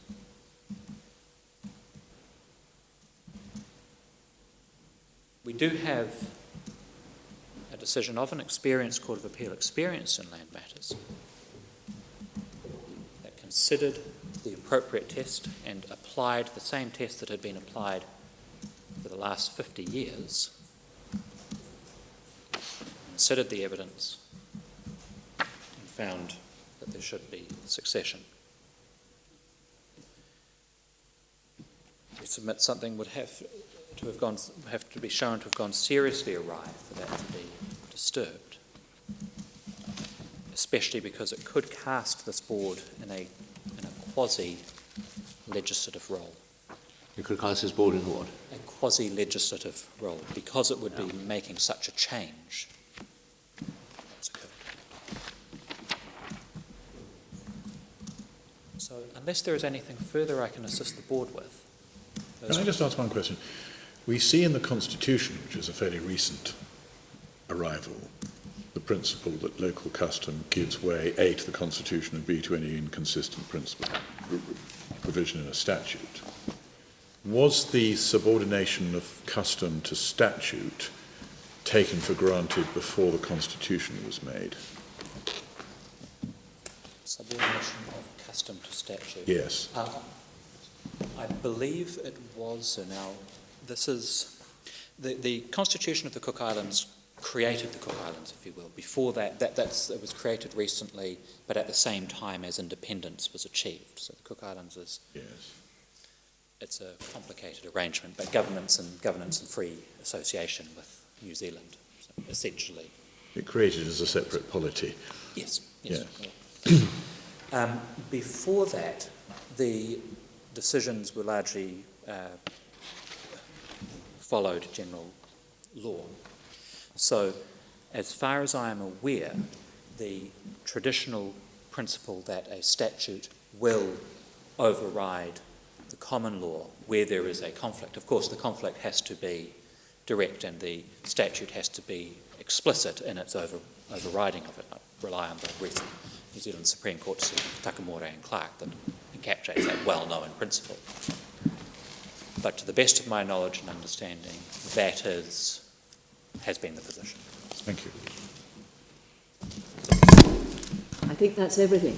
Thank you. You very much indeed. Mr. Manarango, do you wish to follow?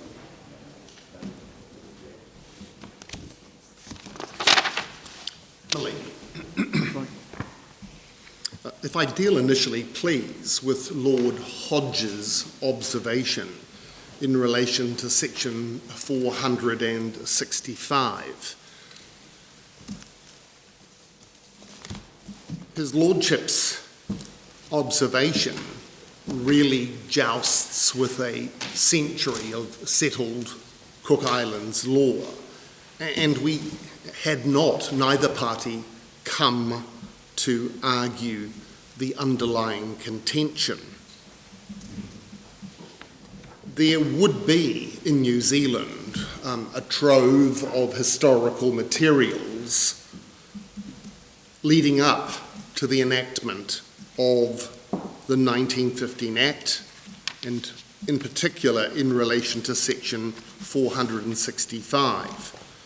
But I venture two particular reasons why the observation of Lord Hodge as to the possible meaning of section 465 would not ultimately carry the day. If it was, as your Lordship put in argument, it would mean 465 was aggressive and indeed treacherous colonial legislation because it imposed European notions of adoption on Cook Island Maori in full-throated repudiation of their customary ways. And on that basis, section 465 would be a deception because the general tenor of the 1915 Act is to give effect to the paramountcy of native custom. When you say European, what do you mean? I mean, in this context, an imposed New Zealand model. Not alienable by will or... Yes. Yes. Yes. Oh, we're talking about adoption here. My lady, there is... When was adoption first introduced in New Zealand? It wasn't introduced in this country until the 1920s. Certainly earlier. Well, you did most things earlier. Yes. I mean, Most important. I understand exactly the 1893 comment you have in mind. Well, it says that adoption is an extremely common practice. particularly within the family, but also outside it. Yes. Well, that's the point. Doesn't Lord Hodge's suggestion depend upon the only type of adoption recognised by native custom as being blood? And if it's right that there were other types of adoption, and I think the 1894 statement is rather general about adoption, then all this means is that an order of adoption gives rise to the same effects in respect of whichever type of adoption you're talking, blood or non-blood, as native custom gives to blood or non-blood. So it's an innocuous provision on that basis, just saying that that's the effect of an order of adoption. That is what we submit is the case, and that is how it has been, as I say, consistently understood for a century. But my lords, Well, quite. How does that equate with the House of Ariki and the Cotonui's view on the subject? can I dovetail to that point when I come to it, my lords? Because there is a quite separate argument. If you would permit to look at section 446, just a page or two in advance. Now, your lordships will see there, and my lady, section 446 reads, "The persons entitled on the death of a native to succeed to his number 1, real estate, and his number 2, personal estate, so far as not disposed of by his will, and the persons entitled on the death of a descendant of a native to succeed to 3, his interest in native freehold land, and the shares in which they are so entitled, shall be determined in accordance with native custom, so far as such custom extends, ... Now, if you contrast, please, section 465. Whereas 446 identifies 3 separate categories of inheritable interest, 465 only refers to the estate. Now, estate is not defined in the Act, but the juxtaposition between 446 and 465, that sharp differentiation in our submission identifies that 465 does not extend to the apex right of native freehold land. And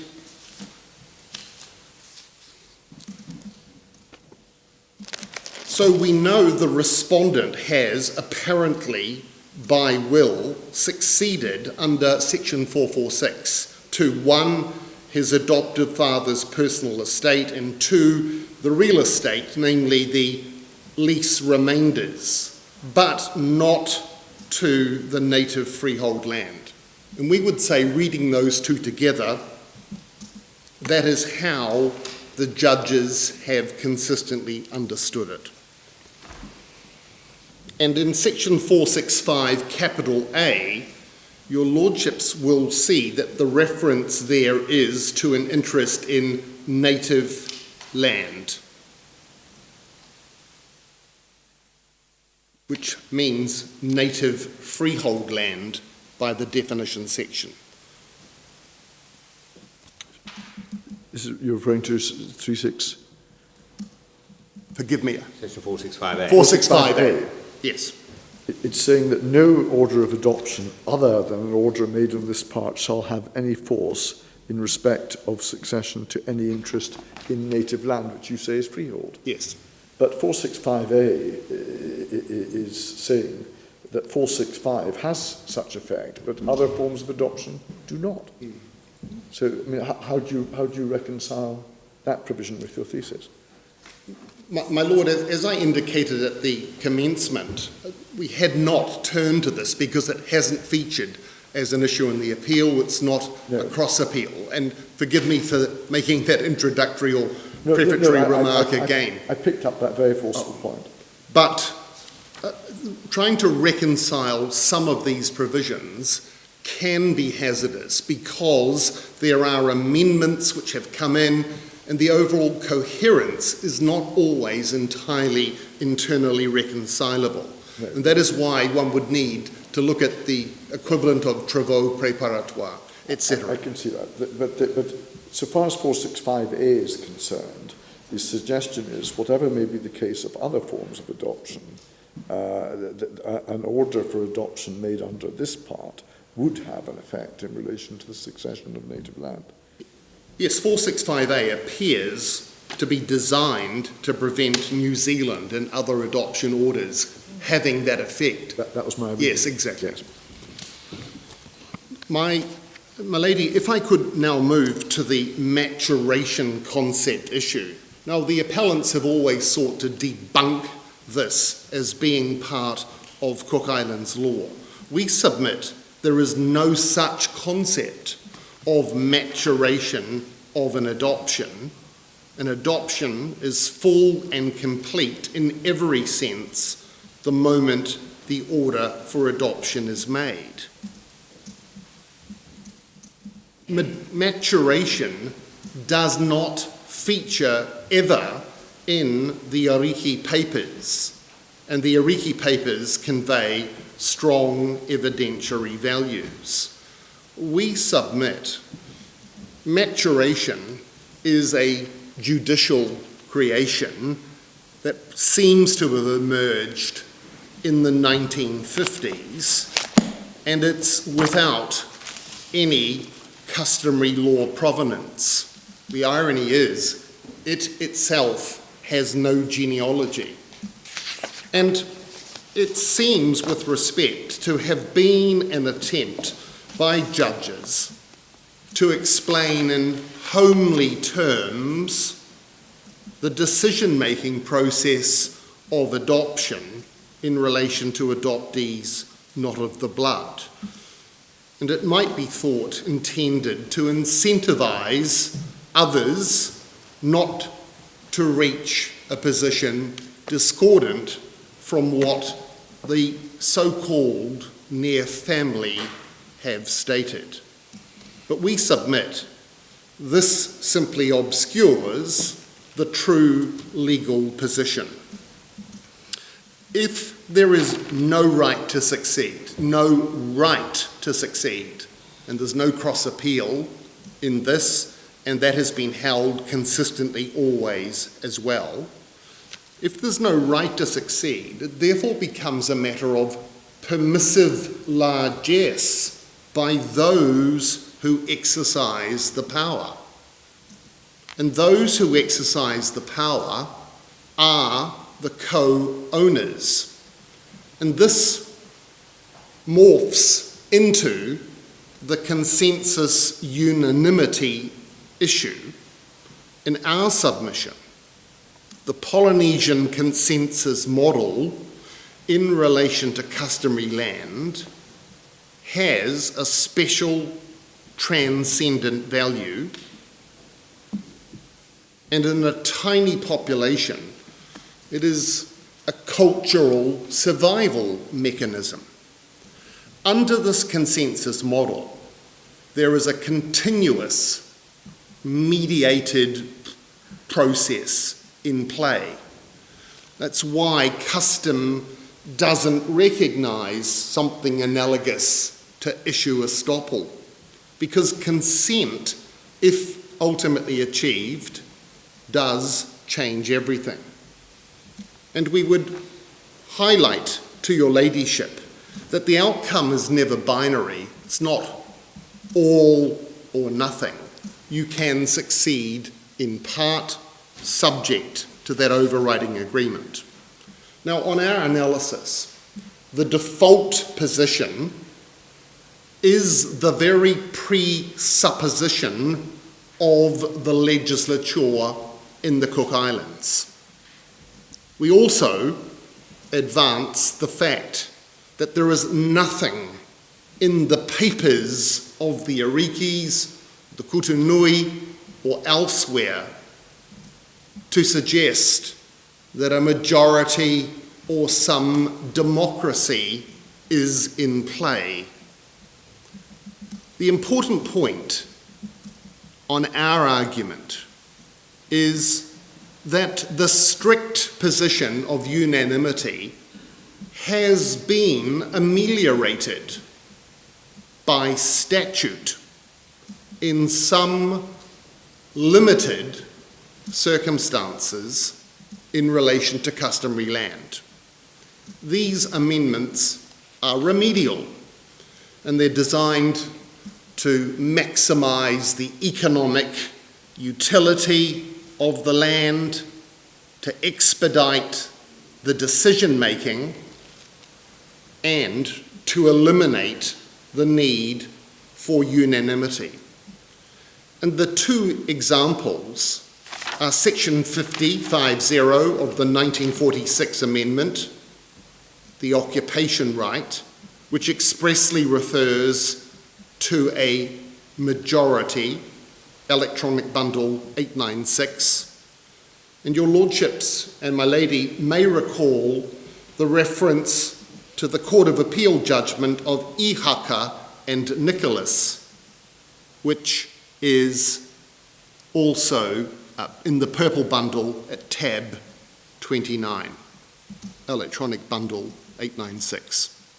So licenses, occupation rights. So that was 896 was the reference you gave to section 50. Yes, I'm sorry, section 50 is referred to clearly in that judgment. Oh, that's where you're referring. Yes, I'm so sorry, my lord. Not at all, thank you. So firstly, in relation to this minor interest of a licence, there's been a derogation from the unanimity principle. And also in relation to leases. And that provision is section 47 of the Land Facilitation Act. And our learned friends handed up this morning the full act, as we'd put in only parts of it. But section 47 is the voting mechanism in relation to leases. And if it's defined shares, your Lordships will see that if you have a larger aggregate share of the land affected, you triumph, your resolution succeeds. And it's dealt with otherwise if it's undefined shares. So again, this is an example for those same imperatives that derogates from the overarching concept of unanimity. But now the point.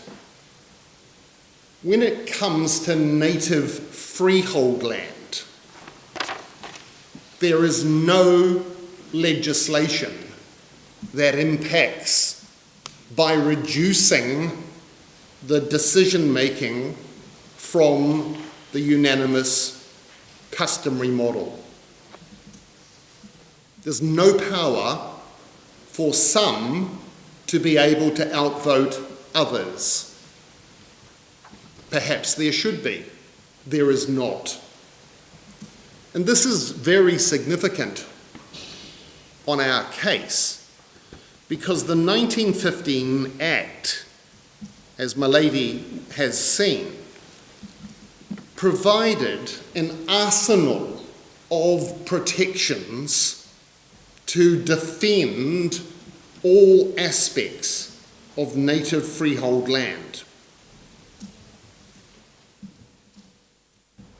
Native freehold land is effectively a closed loop system that by law can never be lost or imperilled. You cannot even give away your freehold interest as it belongs to all. But there can be further entrance into what is otherwise the closed loop. If it's by blood, it's automatic. If it's not by blood, then, as I submitted, it is a matter of permissive largesse to be decided under the consensus model. And as Mr. Justice Isaac, we submit, correctly found, it will only be in exceptional cases that the model, the default position will be tipped. One adjunct point, if I might. My lady, the reference is Electronic Bundle 891, and in the hard copy purple bundle, tab 28, page 260, it is the case of Pauarii, which we have looked at a number of times. My learned friend helpfully took you to this page, the last paragraph, but I ask you to commence a full 2 sentences earlier. It reads, What page? 260 of the hard bundle and 891 of the electronic bundle. Returning now to Mr. Tylor's argument, we find it irresistible. The learned judge seems to have concentrated mainly on the attitude of the adoptive mother, transposed father, towards the child. And he asks what more she could have done. That, with respect, seems to us to be viewing the application from the wrong direction. It is the direction of the family as the co-owners that is the dominant issue that the learned judges go on to identify. And Mr. Justice Isaac correctly followed this approved line from Pauarii, and he emphasised that the true perspective in succession is to look to the co-owners. And all of them. If you cannot achieve consensus, you will not succeed. Now, my lady, there are a number of additional points, but I'm moving rapidly towards a close.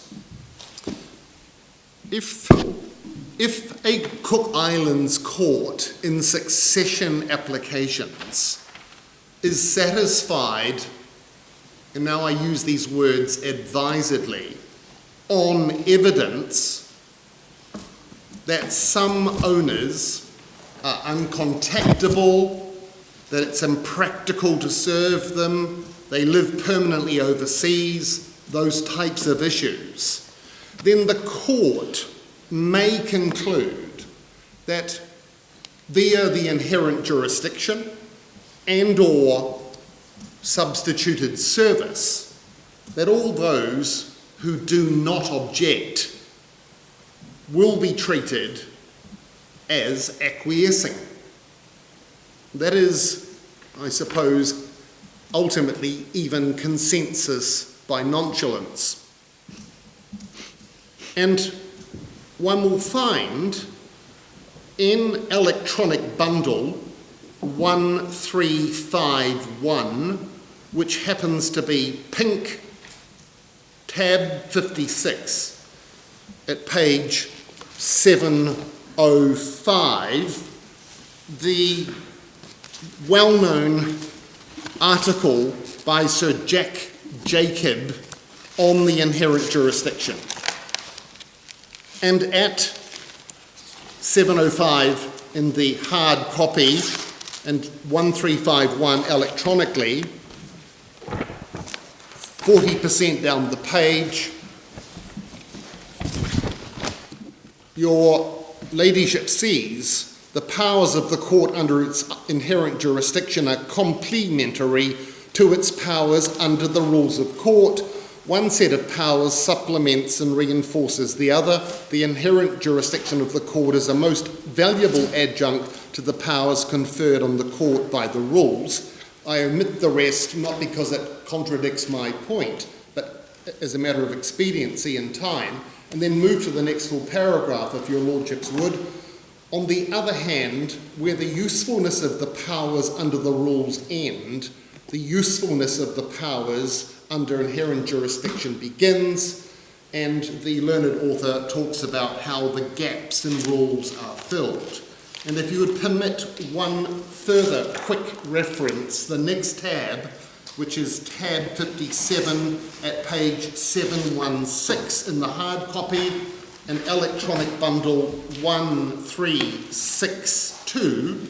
This is an article by Professor Docray from the Law Quarterly Review, The Inherent Jurisdiction to Regulate Civil Proceedings, and your ladyship might find the page valuable, 716 in the hard, the paragraph beginning the relationship between inherent powers to control proceedings, etc. And the learned author here identifies that the inherent jurisdiction can be used to add to the powers of the court, cannot widen them, but of course what it can do is fill any radical deficiencies if they exist, and it can supplement powers as long as it's not inconsistent with a valid rule of the Supreme Court or High Court. So a solution is available to any suggestion that the fact that people do live overseas cannot be accommodated easily by judges of the High Court. The rules can be read via the inherent jurisdiction. Two final points. Our learned friend has argued that a succession order under section 448 is retrospective. We submit it is not retrospective to the date of death. We submit the death creates the opportunity to succeed, but the succession occurs only upon the making of the order, which is of a prospective nature. There is no legislation expressly or by reasonable or necessary implication that creates this claimed retrospectivity. On analysis, a succession order is constitutive and it is of an in rem nature. And the section itself, 448, speaks of a person so found to be entitled. And if one reads the collation of 448, 449, 451 and 452 together, we submit they identify a regime that is clearly forward-looking, and it is important to emphasise that liabilities would flow from a retrospective status. A retrospective order would expose the successor to liability for pre-succession liabilities. It would also mean that there was no prior certainty at any time as to who were the owners of the land. And section 449 identifies that a succession order, quote, while it remains in force, unquote, provides conclusive proof of title. And we would submit that circles back to the argument of prospectivity. Now, our learned friend did demonstrate to the court yesterday an example, and the reference is electronic bundle 407, and in the hard copy, blue, volume 3, tab 39/399. He handed it up or demonstrated that there was an example of an apparently retrospective entry in the land registry. Well, this may be the product of a lands department official's interpretation of the effect of an order, but I accept it may also exactly reflect the very language of a judicial order. But in our submission, such an order would be erroneous and anomalous for the reasons we have sought to advance. Finally, Why does it matter in this case? no, not really, my lord. No, I'm not, glad to not hear it. really. I thought I'd missed some important No, my lord, not really, but as the Court of Appeal hazarded a view onto the law, it cannot be a left because it will be an authoritative precedent and the implications are daunting. But no, your lordship's entirely right. And I'm sorry if my jocular response underscores the fact that this has previously never been considered, it seems, Right. in the entire jurisprudence. Whatever else you want of to the caveat courts. along Yeah, those no. lines. My lords, the last issue, the Aronga Mana. Now, yesterday, Lord Briggs asked my learned friend whether there was circularity or, in our construction of the phrase, of the island or waka, to which a custom, tradition or value relates. And the point we apprehend was that proof of the fact that the custom relates to a given island or waka of the whole of the Cook Islands is located in the decision or opinion itself. Now, we would submit this is not circularity, but an example of competence, competans, or competence, as it may well be said in the Cook Islands. Where an Aronga Mana states there is a custom relating to this island or waka, or to the whole of the Cook Islands, in the case of the Aronga Mana of the Cook Islands, such as is referred to in the Environment Act, and where the Aronga Mana states, and this is what the custom is, we submit that statement is binding. There's nothing objectionable in our submission about the Aronga Mana certifying in the decision or opinion the facts needed to establish its binding character. In fact, that is necessary both on our construction and that indeed proposed by our learned friends. The proposition your lordship put to my learned junior assumes that it is for the court to investigate, first, whether the custom or tradition relates to the given island or waka, and only if it concludes that it does, is the decision or opinion binding. But the fact that there is a custom and that it relates to either an island or waka, or to all of them, is the very thing which the Aronga Mana has irrebuttable power to declare. That is the question which is taken out of the court's hands by Article 66A(4). So a decision or opinion is of necessity self-authorising to that extent. This is simply competence, competans at play, and we would submit not circularity. On our learned friend submission, he would read 66A sub 4 as if it said this, quote, the Aronga Mana of the island or waka to which the facts relate, unquote. But instead, the sub-article of the Constitution reads, to which the custom relates. Those are the submissions that we would wish to advance by way of respectful reply to your ladyship. Thank you, my lady. Thank you very much indeed. Well, thank you to everybody who's contributed to the extremely interesting arguments which we have heard in this case. We will, of course, take time to consider what advice we will humbly tender to the matter.